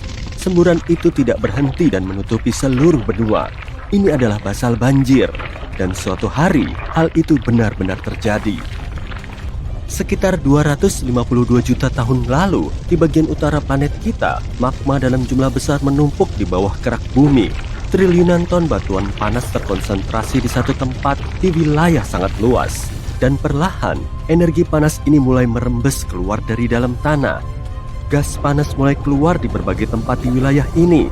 Tanah berguncang tanpa henti, dan kerak bumi terangkat puluhan meter. Semua itu menandakan bencana besar akan segera terjadi. Dan kemudian, pada suatu titik, magma mulai keluar. Pancuran cairan panas menyembur dari dalam tanah. Kamu tahu geysir yang ada di Islandia? Bayangkan hal yang sama, tapi puluhan kali lebih tinggi dan menyemburkan lava panas serta abu, alih-alih air dan uap. Semburan abu dan lava begitu kuat hingga mencapai awan.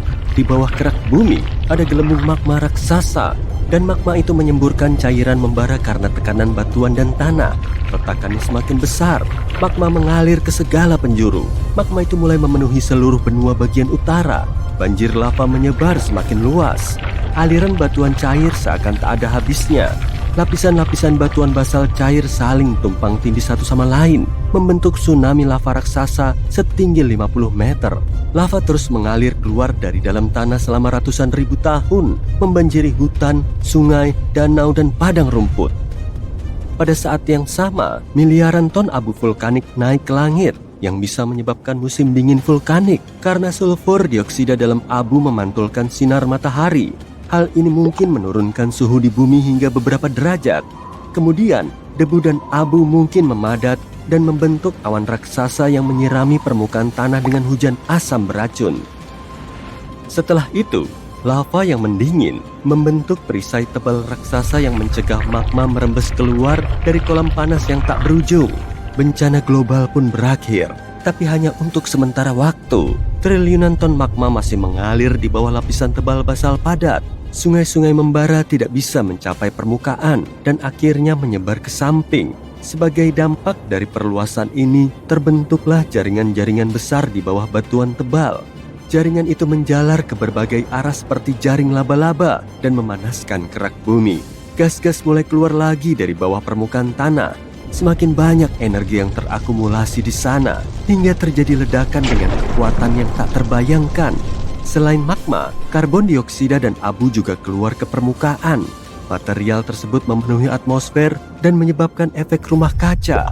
Suhu di seluruh planet meningkat beberapa derajat. Semburan ini juga memicu bencana lain yang bermula di lautan. Di dasar laut, terdapat endapan metana, gas yang mudah meledak. Di bawah air sedingin es, metana membeku dan tidak berbahaya. Tapi efek rumah kaca di lapisan atmosfer menghangatkan seluruh lautan. Jutaan ton metana mulai naik ke permukaan. Gas ini lebih berbahaya dari karbon dioksida. Oleh karena itu, ketika mencapai atmosfer, suhu di bumi kembali meningkat. Seluruh dunia berubah menjadi sauna yang panas. Di tempat-tempat yang sebelumnya sejuk dan lembab, suhunya mencapai suhu Sahara saat ini. Tentu saja, sebagian besar hewan dan serangga tidak mampu bertahan dari bencana tersebut. Namun, kehidupan di lautan mengalami kerusakan jauh lebih parah. Panas dan metana mengurangi jumlah oksigen di lautan. Ikan dan biota laut lainnya tidak sanggup bertahan dalam kondisi seperti itu. Masalah baru muncul ketika bakteri anaerob mulai berkembang biak di air yang tidak mengandung oksigen. Mereka mengisap metana dan karbon dioksida serta melepaskan hidrogen sulfida, zat beracun yang semakin meracuni air. Sekitar 75% hewan darat dan 95% penghuni lautan pun punah. Meletusnya basal banjir ini merupakan satu-satunya bencana dalam sejarah planet ini yang memusnahkan hampir seluruh flora dan mengurangi populasi serangga secara signifikan. Beberapa spesies hewan yang paling tangguh berhasil bertahan hidup dalam kondisi ini. Planet ini butuh waktu sekitar 10 juta tahun untuk pulih sepenuhnya. Setelah itu, evolusi memulai proses baru untuk menumbuhkan kehidupan. Ada kabar baik dan buruk nih. Kabar buruknya, basal banjir akan terjadi lagi dan tidak kalah dahsyatnya dengan 252 juta tahun lalu. Kabar baiknya adalah itu akan terjadi dalam ratusan juta tahun lagi. Tapi saat itu terjadi, umat manusia harus sudah siap. Bencana ini akan dimulai dari dasar laut. Pertama, semburan lava setinggi berkilo-kilometer akan mulai mendidihkan air dan melepaskan sulfur dioksida ke atmosfer serta memantulkan sinar matahari. Bersama dengan abu dan magma, sebagian besar uap air akan naik ke udara. Hewan ternak tidak akan selamat dan manusia akan mengalami masalah pernapasan. Hujan asam dan meningkatnya kelembapan akibat menguapnya air laut akan menyebabkan korosi pada bangunan. Seluruh penerbangan akan dibatalkan. Orang-orang harus memakai masker gas. Banyak hewan tidak akan sanggup menghadapi letusan ini, tapi manusia akan beradaptasi dengan cepat. Tapi kemudian, letusan-letusan lain akan menyusul dan bencana yang tak berujung ini akan segera menguras sumber daya manusia. Tanaman dan pepohonan tidak akan pulih dengan cepat dan produksi oksigen akan berkurang secara signifikan. Semoga saja saat itu umat manusia sudah berhasil mendiami planet-planet lain, termasuk yang berada di luar tata surya. Nah, mari kita kembali ke masa sekarang. Sekitar 70% aktivitas seismik yang berkaitan dengan gunung berapi terjadi di bawah air. Jadi mari kita lihat seperti apa aktivitas gunung berapi di dasar laut. Air, seperti halnya daratan, berada di atas lempeng tektonik. Oleh karena itu, jika strukturnya patah pada titik pertemuan lempeng, magma akan merembes melaluinya. Tapi tidak seperti gunung berapi di darat, lava di sini tidak menyebar ke berbagai arah, membakar semua yang ditemuinya. Lava ini membeku di bawah tekanan air yang dingin. Gunung berapi bawah laut bisa meletus dalam waktu lama disertai jeda di sela-sela letusannya. Magma menutupi dasar laut. Setelah ratusan atau ribuan tahun, letusan baru dimulai dan lapisan batuan baru terbentuk di atas lapisan sebelumnya. Selama jutaan tahun, lapisan demi lapisan magma menumpuk tinggi dan kemudian suatu hari sebuah gunung berapi muncul dari dalam air.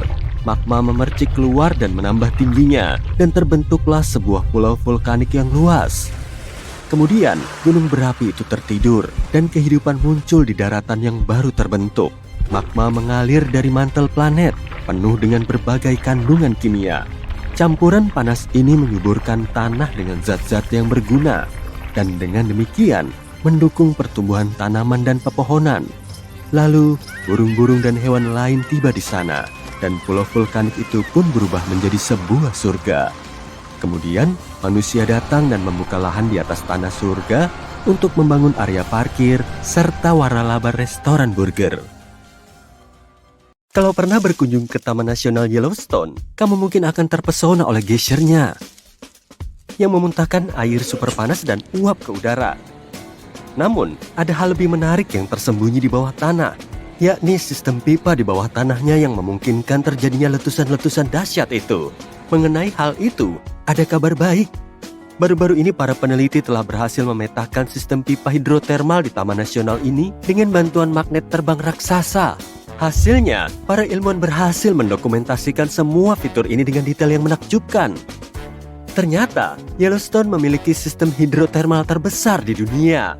Di dalamnya terdapat lebih dari 10.000 fitur, seperti geyser, kolam lumpur, mata air panas, dan ventilasi uap. Semua itu dialiri oleh jaringan jalur air bawah tanah. Air tersebut menjadi terlalu panas karena magma yang mengalir di bawah tanah. Hal ini menyebabkan air naik ke permukaan. Tidak ada yang benar-benar tahu soal cara kerja sistem ini. Peta yang baru dibuat ini mungkin bisa menjelaskannya. Para ahli menjelaskan bahwa pengetahuan mereka tentang Yellowstone memiliki celah. Itulah alasan Yellowstone sering disebut sebagai sandwich mystery. Para ilmuwan mengetahui cukup banyak tentang fitur-fitur di permukaan karena mereka dapat mengamatinya secara langsung.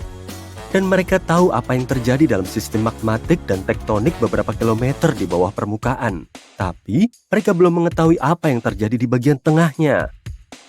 Oke, sekarang aku harus memberitahu soal magnet terbang raksasa yang digunakan untuk penelitian. Alat ini dikenal sebagai SkyTem. Alat ini dipasang pada helikopter dan diterbangkan di atas Yellowstone beberapa ratus kali untuk memindai tanah di bawahnya. Magnet ini terbuat dari lingkaran kawat bermuatan selebar 25 meter. Tugas utamanya adalah menghasilkan medan elektromagnetik yang kuat.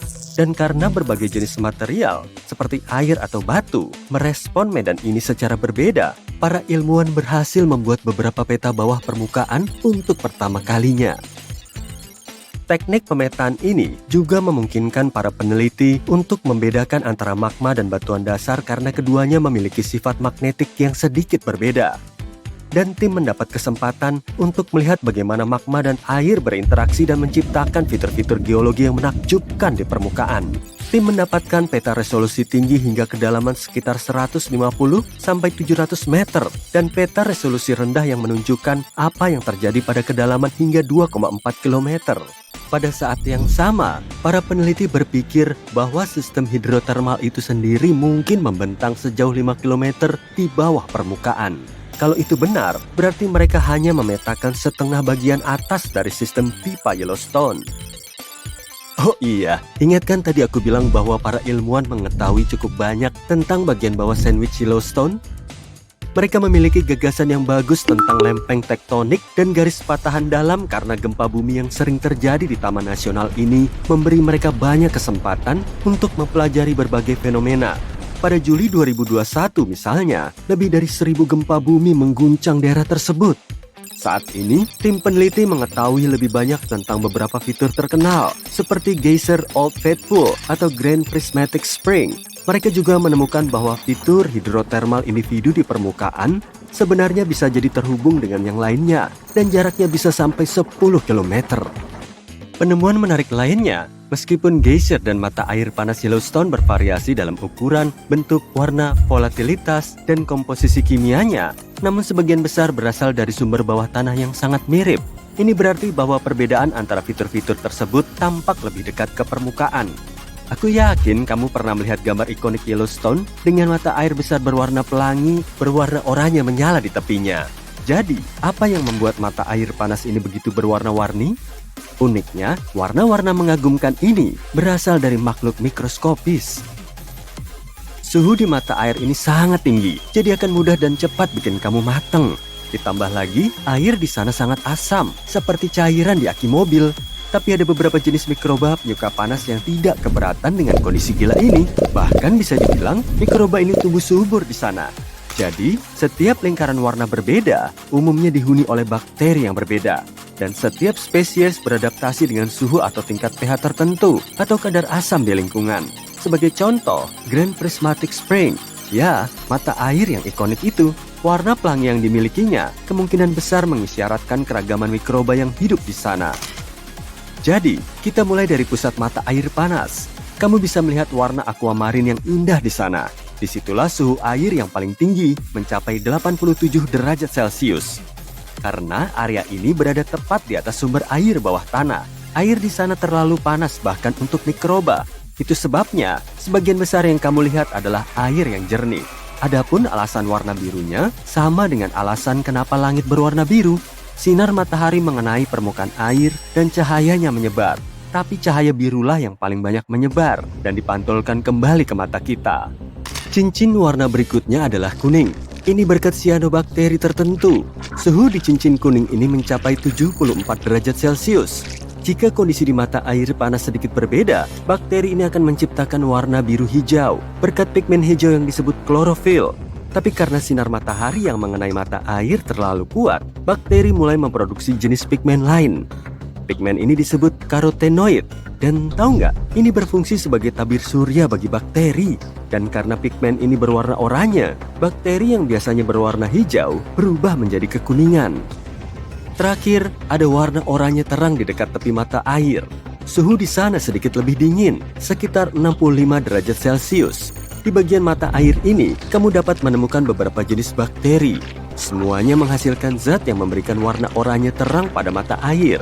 Dan terakhir, tepat di tepi mata air, suhunya lebih dingin lagi, sekitar 55 derajat Celcius. Dan ada lebih banyak jenis mikroba yang dapat bertahan hidup di sana. Semua mikroba itu memberikan warna merah kecoklatan pada tepi mata air.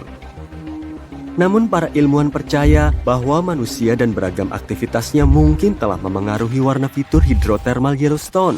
Sebagai contoh, di masa lalu, suhu di Morning Glory Pool dulunya jauh lebih tinggi daripada saat ini.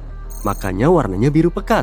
Namun, sampah mulai menumpuk di kolam dan sebagian menyumbat ventilasi. Hal ini menyebabkan suhu turun, alhasil mikroba pun berkembang. Akibatnya, warna biru yang cantik itu berubah menjadi oranye kuning. Sedangkan untuk geyser Yellowstone yang paling terkenal disebut Old Faithful. Nama ini diberikan pada akhir abad ke-19 karena letusannya yang teratur.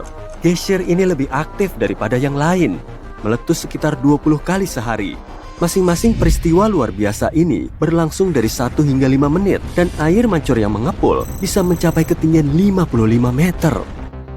Kalau membahas tentang Taman Nasional Yellowstone, pasti tidak ketinggalan juga Supervolcano Yellowstone. Supervolcano muncul ketika sejumlah besar magma mencoba keluar dari bawah tanah. Akhirnya, magma itu pun meledak keluar dari permukaan bumi. Terkadang, semua magma itu terjebak, tidak dapat menembus kerak planet. Kemudian, kumpulan besar magma bertekanan menumpuk di kedalaman beberapa kilometer. Tekanannya terus meningkat karena semakin banyak magma yang berusaha naik ke permukaan. Akhirnya, letusan super pun terjadi. Kamu pasti nggak mau berada di dekat sana. Selama 50 tahun terakhir, kaldera Yellowstone telah naik sampai hampir 1 meter. Tapi kamu tidak perlu takut, para ahli yakin bahwa itu adalah perilaku alami Yellowstone. Saat tanah naik, kaldera turun. Para ilmuwan berpendapat bahwa supervolcano tidak menimbulkan bahaya saat ini. Agar letusan dapat terjadi, magma di dalamnya setidaknya harus 50% berbentuk lelehan. Di Yellowstone, lelehannya sekitar 5 hingga 15%. Kabarnya lagi, sebuah penelitian terbaru membuat para peneliti percaya bahwa titik panasnya mungkin dalam keadaan menurun saat ini, meskipun ada aktivitas bernapas dan peningkatan tanah. Setidaknya ada 3 letusan super lainnya dalam sejarah gunung berapi Yellowstone. Letusan-letusan tersebut terjadi 2,1 juta, 1,3 juta, dan 640 ribu tahun yang lalu, jauh sebelum adanya video. Letusan super yang terakhir dijuluki letusan Lava Creek. Letusan ini membentuk kaldera Yellowstone setelah memuntahkan 1000 km kubik batu, debu, dan abu vulkanik. Makasih, nggak dulu deh. Kamu mungkin pernah mendengar bahwa Taman Nasional Yellowstone terletak di atas gunung berapi raksasa. Itulah alasan kenapa daerah ini memiliki geyser dan mata air panas yang kuat. Tapi itu juga berarti bahwa di bawah Yellowstone ada ruang magma yang sangat besar. Pada tahun 2015, para peneliti dari University of Utah menemukan bahwa ruang ini jauh lebih besar dari yang diperkirakan semua orang sebelumnya. Mereka bahkan menemukan satu lagi reservoir dengan magma di bawah reservoir teratas. Tampaknya, semakin luas ruangannya, semakin banyak magma yang dikandungnya. Bersama-sama, kedua waduk ini menyimpan gumpalan magma yang dapat dengan mudah memenuhi Grand Canyon tidak hanya sekali, tapi 11 kali. Tapi tahukah kamu hal yang paling mengkhawatirkan tentang dapur magma? Dapur magma cenderung mendorong tanah di atasnya. Akibatnya, tanah di Yellowstone naik sekitar 2,5 sampai 5 cm per tahun. Selain itu, Yellowstone berstatus sebagai gunung berapi aktif. Dan indeks eksplosivitas vulkaniknya, ya istilah seperti itu ada, yaitu 8 dari 8. Angka setinggi itu berarti bahwa jika gunung berapi ini meletus, itu akan menjadi peristiwa apokaliptik. Sebagai perbandingan, letusan Pinatubo di Filipina pada tahun 1991 yang dianggap sebagai letusan paling dahsyat sepanjang sejarah hanya mendapat nilai 6 pada indeks eksplosivitas vulkanik. Cupu. Sekarang, mari kita cari tahu apakah ada yang perlu dikhawatirkan.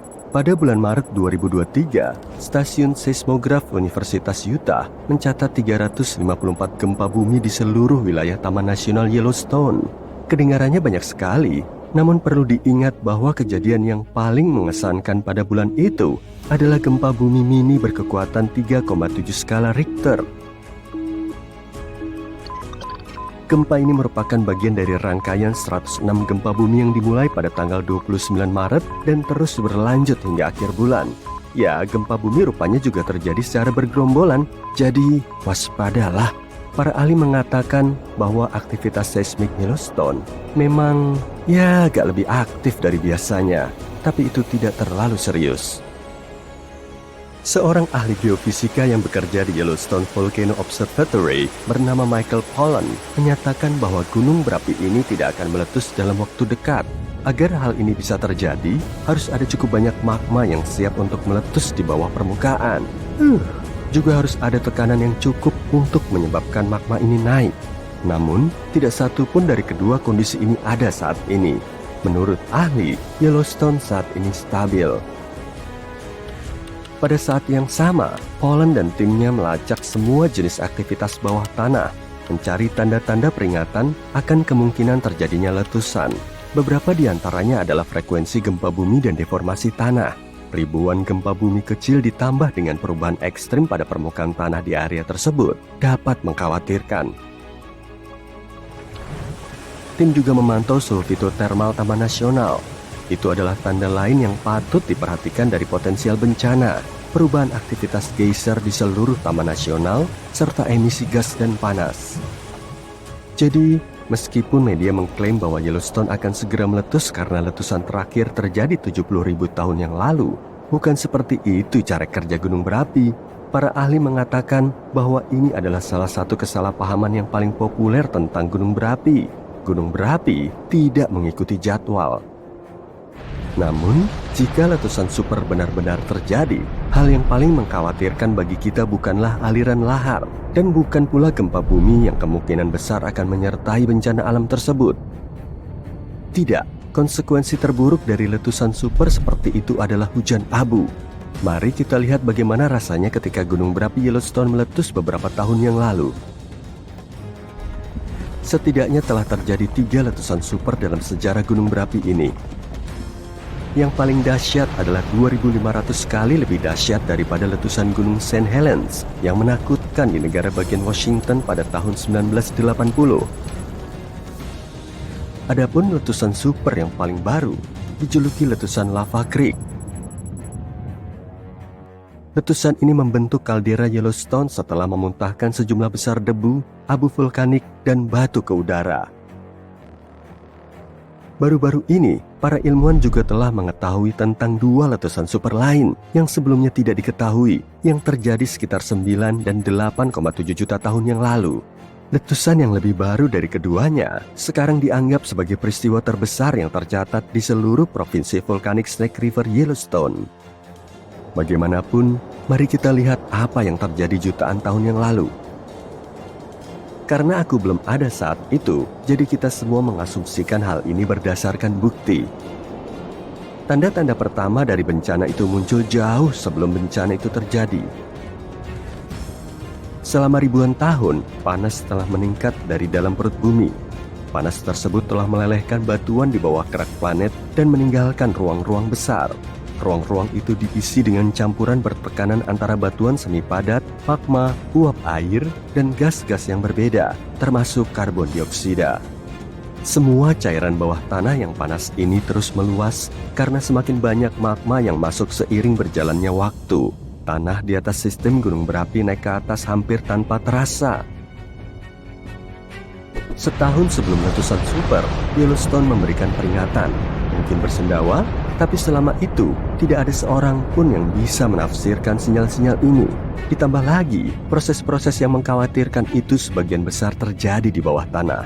Sebagai contoh, dekompresi melepaskan gelembung gas. Ketika meledak, gelembung-gelembung tersebut seringkali dapat menjadi sumber letusan tertentu. Beberapa bulan sebelum letusan, gempa bumi berskala kecil menjadi lebih sering terjadi dan lebih kuat. Tanah di banyak tempat di seluruh gunung berapi menjadi lebih panas daripada sebelumnya. Danau permukaan dan air tanah juga menjadi lebih hangat. Jika ada orang yang berada di sekitar pada saat itu, mereka akan melihat adanya kabut uap yang tidak biasa di daerah itu.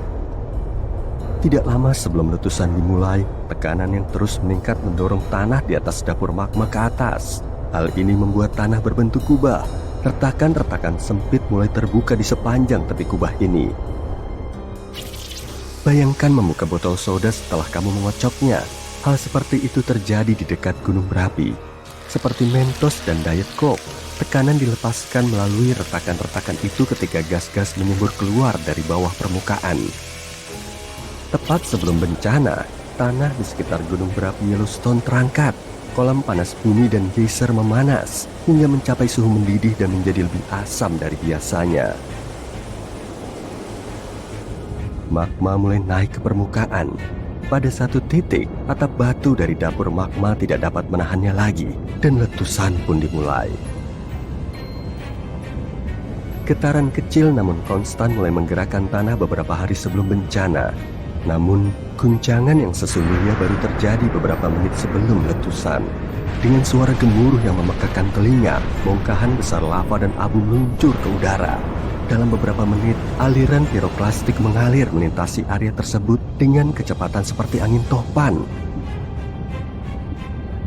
Aliran tersebut merupakan campuran cairan dari potongan lava setengah padat, abu vulkanik, dan gas panas yang mengembang. Tampak seperti longsoran salju yang sangat panas dan beracun. Dengan suhu sekitar 700 derajat Celcius, aliran ini membakar apapun yang dilaluinya. Gunung berapi ini terus menyembur abu selama berhari-hari. Bagi semua makhluk hidup, hujan abu adalah salah satu konsekuensi paling berbahaya dari letusan. Abu vulkanik berubah menjadi semen seperti kaca dalam hitungan detik setelah terhirup. Sebagian besar hewan tidak memiliki kesempatan untuk bertahan hidup. Bahkan pohon-pohon yang lebat pun mulai runtuh karena beratnya material padat ini. Hanya butuh beberapa hari hingga lapisan abu tebal menutupi wilayah yang sangat luas. Setelah abu masuk ke stratosfer, suhu di seluruh dunia mulai turun. Letusan ini kaya akan sulfur yang merupakan penghalang sinar matahari yang efektif. Itulah sebabnya suhu menjadi sangat dingin sehingga tidak ada musim panas di seluruh dunia selama beberapa tahun ke depan. Hewan-hewan tidak dapat menemukan makanan dan air bersih. Bencana alam yang disebut letusan Super Grace Landing ini sangat besar. Begitulah cara para peneliti menggambarkannya dalam studi terbaru mereka. Bencana ini mempengaruhi wilayah yang sangat luas. Aliran lava melapisi wilayah seluas New Jersey dengan kaca vulkanik yang sangat panas. Lava itu langsung mensterilkan permukaan tanah, memusnahkan semua kehidupan tanaman yang sebelumnya tumbuh subur di sana. Jika letusan seperti itu terjadi hari ini, maka itu akan menutupi Colorado, Utah, dan Wyoming dengan abu vulkanik beracun setinggi hampir 3 meter. Banyak wilayah akan mengalami kegelapan. Bahkan pesisir pantai, tempat sebagian besar orang Amerika tinggal, akan mengalami masalah dengan penyebaran awan abu. Awan abu ini akan merusak tanaman dan mencemari padang rumput, merusak kabel listrik dan trafo listrik. Jadi aku yakin kamu akan setuju. Untunglah bencana seperti itu diperkirakan tidak akan terjadi dalam waktu dekat. Ya, sudah banyak hal lain yang harus kita hadapi.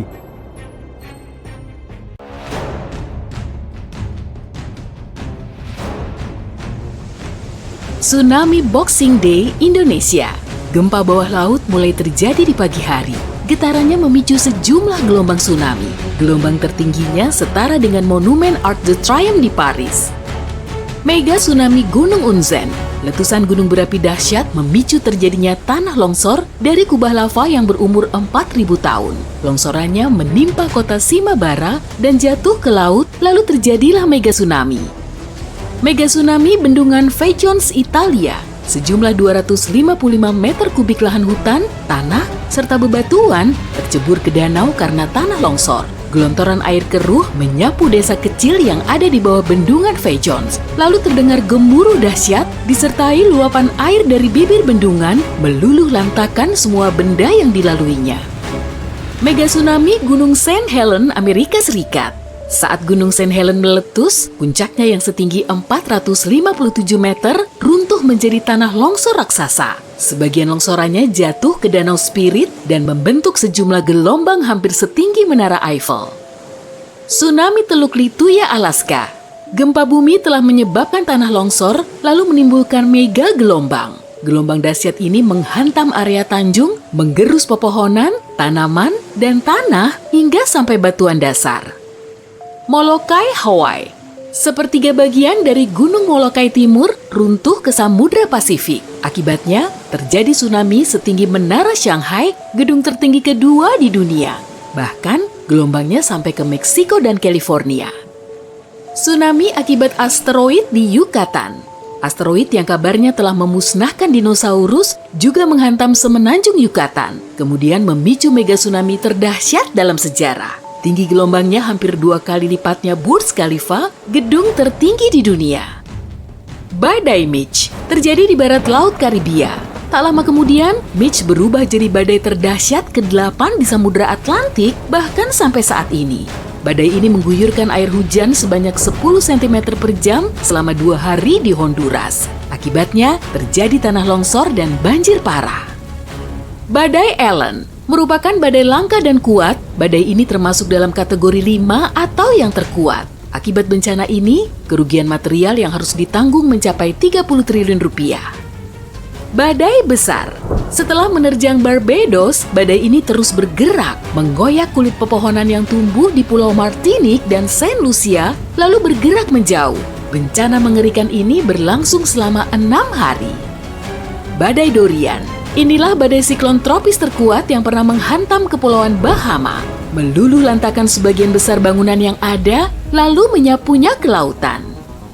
Badai Wilma. Awalnya muncul di Laut Karibia di dekat Jamaika, lalu bertiup ke arah barat. 2 hari kemudian, kekuatannya naik hingga menjadi siklon tropis terdahsyat di Samudra Atlantik yang pernah tercatat. Badai Patricia adalah badai biasa yang membentuk mata sempurna, lalu berubah menjadi badai kategori 5 hanya dalam sehari. Badai ini bisa bertiup lebih cepat dari laju maksimum mobil Ferrari. Karena itulah, Patricia menjadi siklon tropis paling kuat yang pernah tercatat. Gempa bumi Kamchatka terjadi saat pagi buta. Pusat gempa ini berjarak 129 km dari pantai Kamchatka. Guncangannya menyebabkan tsunami. Tinggi kedua gelombang pertamanya mencapai 18,3 meter dan mengakibatkan bencana dahsyat, sementara gelombang ketiganya jauh lebih lemah. Gempa bumi Valparaiso, Chili. Gempa ini terjadi sekitar jam 5 pagi. Lokasinya ada di sepanjang batas 2 lempeng tektonik. Tsunami yang ditimbulkan oleh gempa ini menerjang pesisir Chili sepanjang hampir 1000 km. Gempa bumi Tohoku, Jepang. Getaran pertamanya terjadi di bawah laut. Saking kuatnya, gempa ini sampai bisa menggeser pulau utama Jepang. Sumbu bumi juga bergeser sampai sejauh 25,4 cm sehingga kecepatan rotasinya naik. Bencana ini juga memicu tsunami hampir setinggi 35 meter dan menyapu daratan sampai 9,66 km. Gempa di Samudra Hindia, Sumatera. 2 lempeng tektonik yang bertumbukan memicu terjadinya gempa bumi di bawah laut. Gempa ini terjadi sekitar jam 8 pagi di pantai barat Sumatera bagian utara. Akibatnya, bumi bergetar sejauh 1016 cm dan disusul rentetan gempa bumi di seluruh dunia sampai ke Alaska. Gempa bumi Jumat Agung, Alaska. Gempa bumi terkuat yang pernah tercatat di Amerika Utara ini berlangsung selama 4 menit 38 detik. Retakan sepanjang lebih dari 965 meter ini telah menyebabkan tanah longsor dan tsunami setinggi 8,2 meter. Area yang berjarak 322 km jadi makin tinggi hingga 9,1 meter. Sedangkan area lain amblas secara permanen hingga sedalam 2,4 meter. Valdivia, Chili. Gempa bumi dahsyat di Chili terjadi pada sore hari, setidaknya selama 10 menit. Area yang terdampak kurang lebih seluas Depok dan Bekasi. Gempa ini memicu tsunami hingga pesisir Hawaii, Jepang, Filipina, Australia, dan Selandia Baru. Tornado biasa umumnya terjadi selama kurang dari 10 menit, tapi tidak selalu begitu. Tornado El Reno dianggap sebagai tornado terbesar di dunia berdasarkan diameter puncaknya. Pusarannya mencapai 4,18 km. Tornado Perryville, Amerika Serikat. Terjadi sekitar jam 2 pagi. Awalnya, tornado ini menghancurkan pepohonan dan merobohkan konstruksi batu. Pusarannya semakin kencang, lalu meratakan bangunan bertingkat 2 dan menghempaskan mobil-mobil seperti mainan. Tornado Bridge Creek Mall. Saat berhembus di kota Bridge Creek, tornado ini berdiameter maksimum 1,6 sampai 2,57 km. Kecepatan di pusatnya mencapai lebih dari 482 km per jam. Akibat bencana ini, kerugian material yang harus ditanggung melebihi 14,7 triliun rupiah. Manitoba, Kanada. Tornado dahsyat telah mengamuk selama hampir 3 jam dan merusak sekian banyak pepohonan, tiang listrik dan telepon, jalanan serta area pertanian. Namun ajaibnya, tidak menerjang kota-kota yang dilaluinya. Tornado Tri-State Amerika Serikat. Tornado terpanjang di dunia ini menempuh jarak sejauh sekitar 354 km melalui Missouri, Illinois, dan Indiana. Tornado biasanya cuma bergerak sampai sejauh 8,05 km. Tupelo, Gainesville, Amerika Serikat. Setidaknya 12 rentetan tornado terjadi secara bersamaan dan menyapu semua benda yang dilaluinya. Hujan badai juga memicu banjir bandang yang semakin memperburuk situasi. Tanah longsor Fejon, Italia. Tanah longsor seukuran 100 piramida Agung Giza meluncur deras dari puncak gunung Monte Toc. Longsorannya jatuh ke bendungan Fejon mengakibatkan tsunami yang tinggi gelombangnya melebihi Golden Gate Bridge. Yunnan, Tiongkok. Longsor batu dan lumpur yang sangat deras seukuran Sydney Harbor memenuhi sungai Jinsa, terbentuklah bendungan. Sungai Hida, Jepang. Karena hujan badai, reruntuhan sebanyak 300.000 kolam renang Olimpiade hanyut ke hilir hingga akhirnya terhenti oleh longsoran lain yang terjadi terlebih dulu. Dalam perjalanannya, tanah longsor ini menyapu 2 bus dari jalanan. Peru. Longsoran batu telah menutupi aliran sungai Rio Mantaro di sepanjang pusat negara Peru. Bencana ini cuma berlangsung maksimum 3 menit, jadi kecepatannya mencapai 140 km per jam. Bekas puing-puing juga terlihat sepanjang 8 km setelah kejadian. Bendungan Usoy, Tajikistan.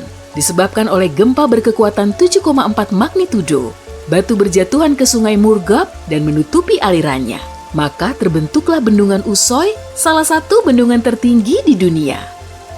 Gunung St. Helens, Amerika Serikat. Pada jam 8:30 pagi, magma tersembur keluar setelah terakumulasi. Lalu terjadilah erupsi dan disusul dengan gempa bumi dahsyat. Akibatnya, seluruh sisi utara Gunung St. Helens longsor. Inilah tanah longsor terbesar yang pernah tercatat di dunia. Bonneville, Utara Amerika Serikat. Pada pertengahan abad ke-15, terjadi gempa bumi dahsyat. Sekian banyak material tersembur keluar dari Gunung Table yang kemudian menutupi area seluas lebih dari 13 km persegi. Sungai Columbia juga tertutup oleh bendungan setinggi lebih dari 60 meter dan sepanjang 5,6 km. Batu berjatuhan di lereng gunung berapi yang mengamuk, mendorong bebatuan besar lain yang menghalanginya. Lalu jatuh ke laut dalam gejolak besar, menimbulkan gelombang tinggi yang belum pernah ada sebelumnya. Inilah yang mungkin terjadi jika Helena Slam di Kepulauan Besar Hawaii amblas ke lautan. Gunung api Kilauea masih terus aktif. Erupsi terakhirnya terjadi pada tahun 2018. Biasanya erupsi ini disusul dengan gempa bumi dan kekuatannya bervariasi. Dalam setiap guncangannya, batu magma menggelinding menuruni lereng. Formasi bebatuan ini disebut slam. Yang paling terkenal yaitu Helena Slam. Pada tahun 1868, pergeseran slam menyebabkan gelombang tinggi hingga 18 meter. Yang paling mengerikan justru terjadi sekitar 110.000 tahun lalu, saat longsorannya memicu gempa yang terbilang paling dahsyat. Kemudian, terjadilah mega tsunami setinggi lebih dari 300 meter. Para ilmuwan khawatir kalau hal serupa akan terulang lagi di masa depan. Jika terjadi, gelombangnya mungkin akan menyapu seluruh Hawaii, serta bisa mencapai pesisir Amerika Utara dan Selatan. Meski begitu, para ahli geologi segera meyakinkan kalau longsor seperti ini tidak akan terjadi dalam waktu dekat. Kalaupun terjadi, pasti akan jadi bencana yang sangat besar. Yuk, mari. Taman Nasional Yellowstone di bagian barat Amerika Serikat terkenal dengan panoramanya yang indah, terutama Grand Prismatic Spring. Lokasinya ada di tengah-tengah Yellowstone. Tapi kita perlu tetap waspada karena Yellowstone merupakan kaldera yang sangat besar. Sebenarnya sih gunung api super yang sedang tidur. Gunung api jenis ini ribuan kali lebih kuat dari gunung api biasa seperti Kilauea. Coba bayangkan, erupsinya bisa melontarkan bebatuan super besar, mengalirkan lava panas, dan menyemburkan awan panas, sehingga perjalanan udara di banyak negara lumpuh total selama berminggu-minggu.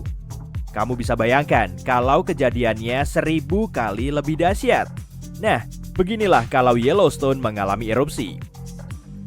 Awalnya, area luas di bagian tengah Taman Nasional ini akan berguncang, runtuh, lalu meletus dengan daya ledak sampai bermega-megaton.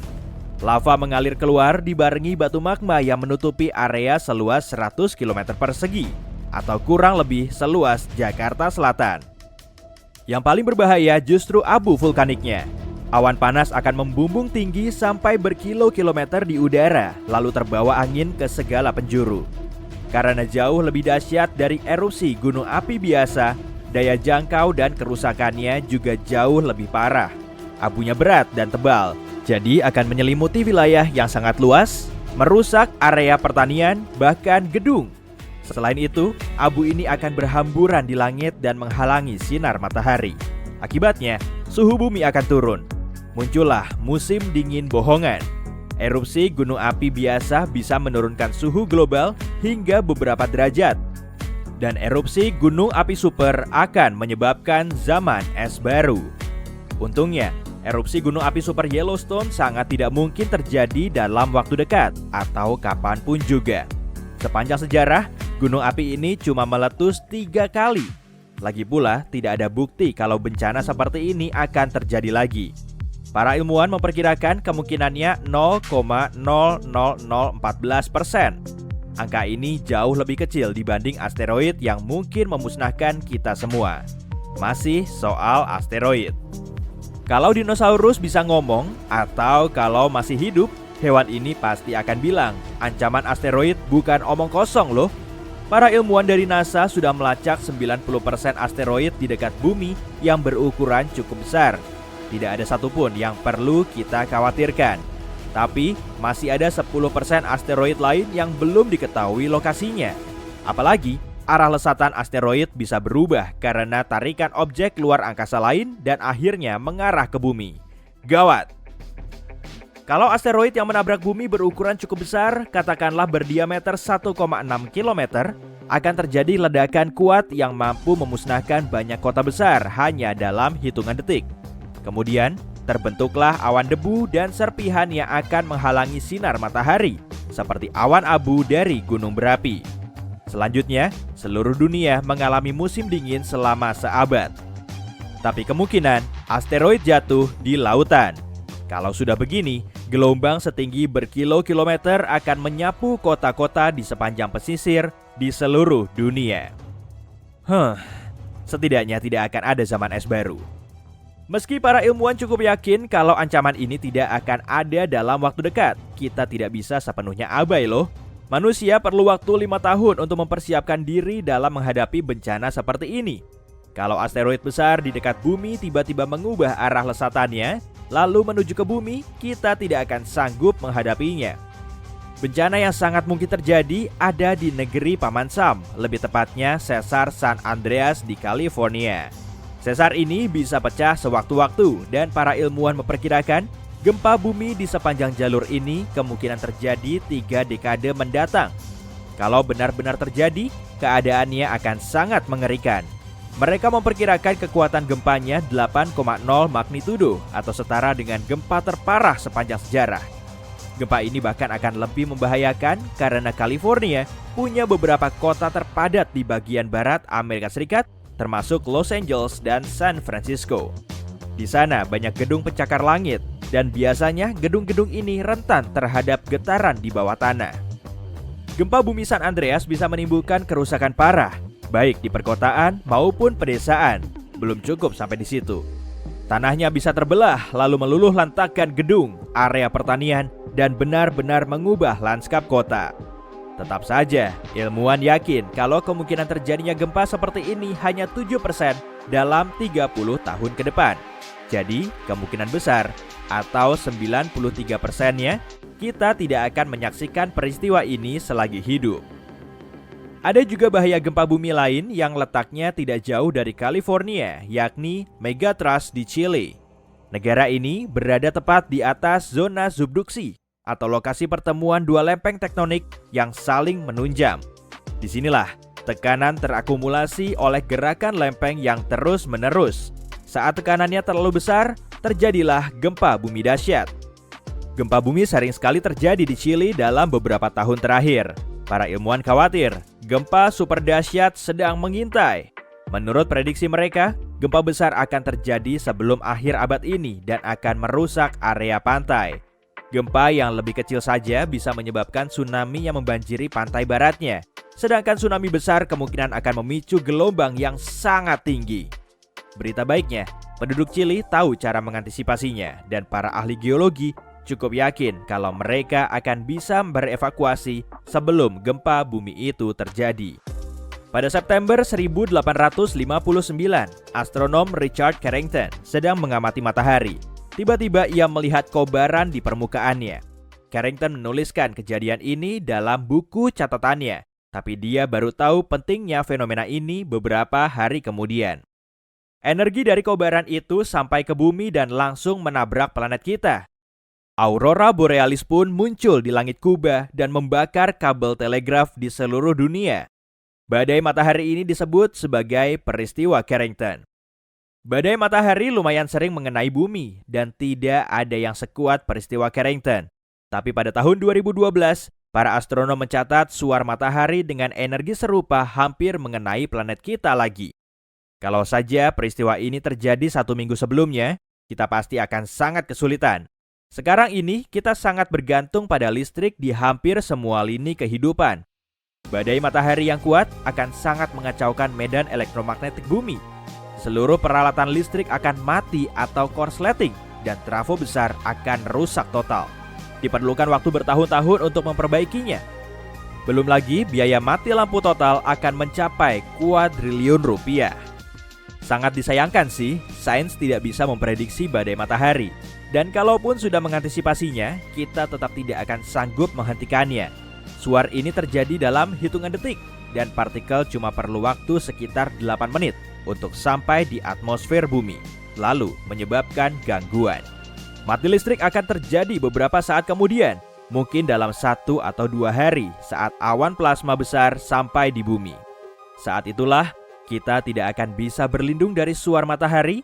Suar yang bisa memadamkan listrik secara global bisa saja terjadi dalam beberapa tahun ke depan. Kemungkinannya cukup besar, sekitar 12%. Tapi untungnya, kita jadi tahu kemungkinan ini dan setidaknya bisa mengantisipasinya. Oh iya, jangan lupa siapkan celana dalam dan kaos kaki ya, buat jaga-jaga, oke? Jika semua gunung berapi di bumi tiba-tiba meletus bersamaan, akan ada sekitar 1.500 gunung berapi yang meletus sekaligus. Biasanya, hanya ada 10 hingga 20 gunung berapi yang aktif setiap hari. Tapi, bagaimana jadinya dunia ini jika semua gunung berapi itu meletus secara bersamaan? Para ahli geologi berpendapat hal itu pasti buruk. Bahkan jika hanya gunung berapi di darat yang meletus bersamaan, itu akan memicu reaksi berantai yang jauh lebih buruk dari apapun yang pernah kita lihat sebelumnya. Dua masalah besarnya adalah abu dan gas vulkanik. Sementara ledakan dan lahar mengancam orang-orang di sekitarnya, bahaya yang sebenarnya terletak pada apa yang terjadi selanjutnya. Lapisan abu yang tebal akan menutupi planet ini, menghalangi sinar matahari sepenuhnya. Tidak ada sinar matahari berarti tidak ada fotosintesis, yang berarti tanaman akan layu dan suhu akan turun drastis. Dan awan abu ini bisa bertahan di atmosfer kita hingga 10 tahun. Selain itu, ada juga ancaman hujan asam. Gas-gas vulkanis seperti asam klorida dan sulfur dioksida akan bercampur dengan atmosfer dan jatuh kembali ke bumi sebagai hujan asam. Cuaca seperti ini akan merusak air tanah dan permukaan laut. Bahkan, jika manusia bisa menemukan cara untuk bertahan hidup hingga saat itu, kita tidak akan memiliki karang dan makhluk laut lainnya. Para ilmuwan telah melihat kejadian serupa dalam sejarah bumi dalam skala yang lebih kecil. Letusan gunung berapi yang besar telah dikaitkan dengan kepunahan massal. Ketika Gunung Pinatubo meletus pada tahun 1991, letusan tersebut mendinginkan sebagian dunia selama 2 tahun.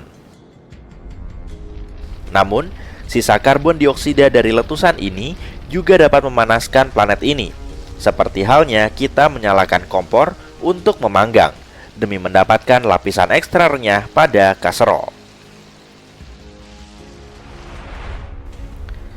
Para ahli geologi juga menyebutkan ada bukti di atmosfer kita bahwa hal seperti ini mungkin pernah terjadi di masa lalu. Selama periode kapur, tingkat karbon dioksida jauh lebih tinggi daripada saat ini yang membuat kehidupan laut sulit berkembang. Siapa yang bisa bertahan hidup dari semua ini? Mungkin hanya beberapa ekstremofil. Organisme ini tumbuh subur dalam kondisi yang keras, seperti mata air panas atau ventilasi bawah laut yang dalam. Sedangkan manusia, kita bisa bersembunyi di bunker bawah tanah sampai keadaan membaik, atau membangun beberapa stasiun luar angkasa yang bisa menampung kita semua.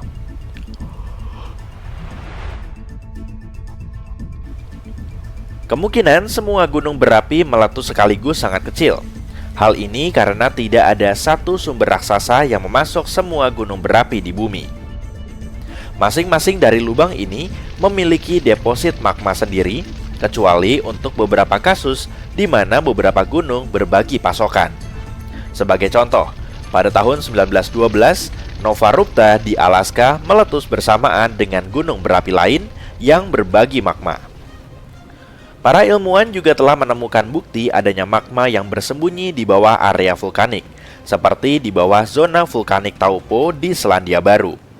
Magma ini dapat menyebar secara horizontal hingga jarak yang jauh, tapi ini masih merupakan jaringan lokal.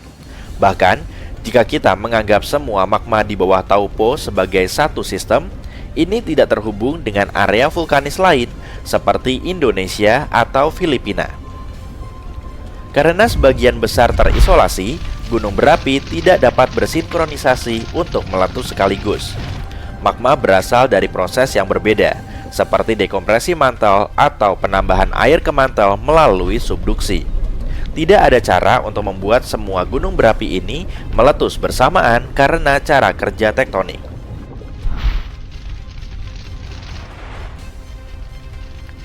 Bukan berarti kita tidak akan melihat aktivitas gunung berapi yang menarik di masa depan.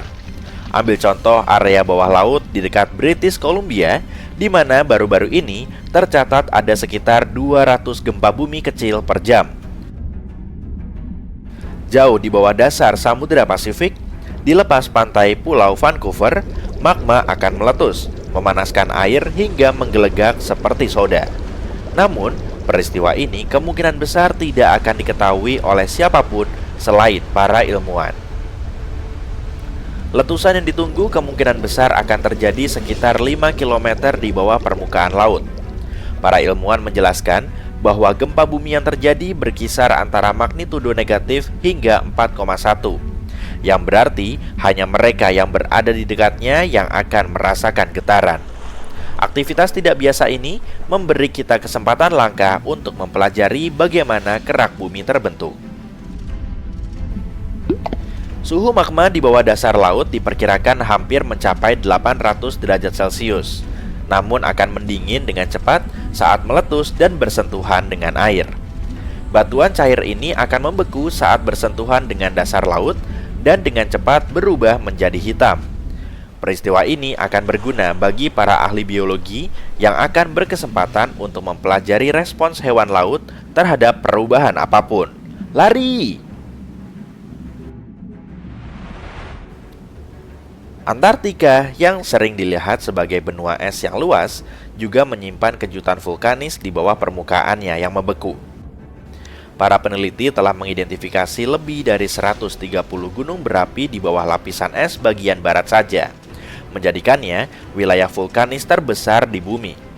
Sebagian besar dari gunung berapi ini, sekitar 90, baru saja ditemukan pada tahun 2017. Tapi mungkinkah salah satu dari gunung berapi Antartika ini meletus?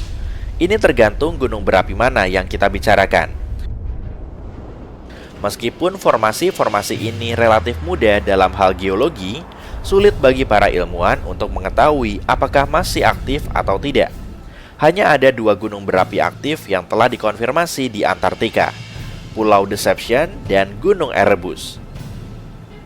Gunung Erebus yang menjadi puncak tertinggi di benua ini telah terus-menerus meletus setidaknya sejak tahun 1972. Gunung ini dikenal karena mengeluarkan gas dan uap, dan kadang bahkan melontarkan batu dalam letusan yang disebut strombolian. Salah satu fitur yang paling menonjol adalah danau lava di dalam kawahnya, sebuah fenomena langka karena kondisi khusus yang diperlukan untuk menjaga permukaannya tetap cair. Sebagai contoh, danau ini mendapat pasokan magma yang stabil dari dalam mantel bumi. Aliran batuan cair yang terus-menerus ini menyediakan bahan untuk danau lava. Danau ini juga memiliki suhu lingkungan yang rendah. Meskipun lokasinya berada di Antartika, Erebus memiliki suhu yang relatif sejuk di wilayah puncaknya karena panas yang dihasilkan oleh aktivitas vulkanis. Hal ini memungkinkan danau lava untuk tetap cair dan tidak membeku.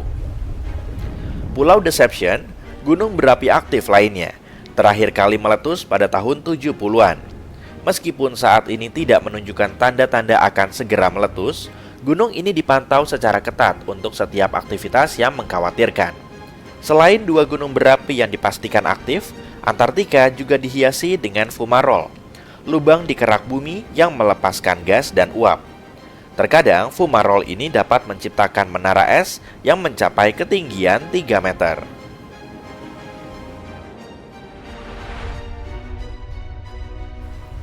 Yang harus kita fokuskan adalah supervulkan. Jenis gunung berapi inilah yang berpotensi menghasilkan letusan paling besar dan merusak. Tidak seperti gunung berapi pada umumnya yang memiliki satu lubang keluar. Supervulkan memiliki ruang magma yang sangat luas di bawah permukaan, dengan diameter puluhan bahkan ratusan kilometer. Letusannya dapat menimbulkan dampak bencana di daerah sekitarnya dan bahkan memengaruhi pola iklim global karena jumlah abu dan gas yang dimuntahkan ke atmosfer. Salah satu supervulkan yang terkenal adalah Yellowstone, yang menurut beberapa orang sedang bersiap-siap untuk meletus lagi. Gunung ini memiliki kapasitas untuk melepaskan letusan kolosal, memuntahkan lebih dari 1000 km kubik material. Meskipun kita ingin memprediksi perilakunya, gunung berapi tidak memiliki jadwal pasti. Sebaliknya, letusan hanya terjadi ketika ada cukup magma di bawah permukaan. Juga harus ada tekanan yang cukup agar magma dapat bergerak ke atas. Dan sejauh yang bisa kita ukur, kondisi-kondisi ini saat ini tidak terpenuhi di Yellowstone. Memang banyak gunung berapi yang mengikuti pola siklus, tapi bukan berarti Yellowstone terlambat. Faktanya, Yellowstone hanya mengalami 3 letusan besar selama 2,5 juta tahun terakhir. Selain itu, istilah supervulkan mengacu pada ukuran formasi, bukan pada seberapa banyak letusannya. Pemantauan Yellowstone sangat ekstensif, melacak kegempaan, deformasi tanah, emisi panas, gas, kimia air, dan perubahan permukaan. Tanda-tanda letusan akan mencakup ribuan gempa bumi dalam waktu singkat. Kita juga akan melihat deformasi di tanah dan emisi gas yang aneh sebelumnya. Meskipun terlihat stabil untuk saat ini, konsekuensi jika terjadi letusan besar sangatlah buruk. Sebaran abu dapat menyelimuti radius 800 km, berpotensi mengganggu pertanian Midwest dan menyumbat saluran air. Emisi abu dan gas ke stratosfer dapat menyebabkan efek iklim global, membuat planet kita menjadi lebih dingin selama beberapa tahun.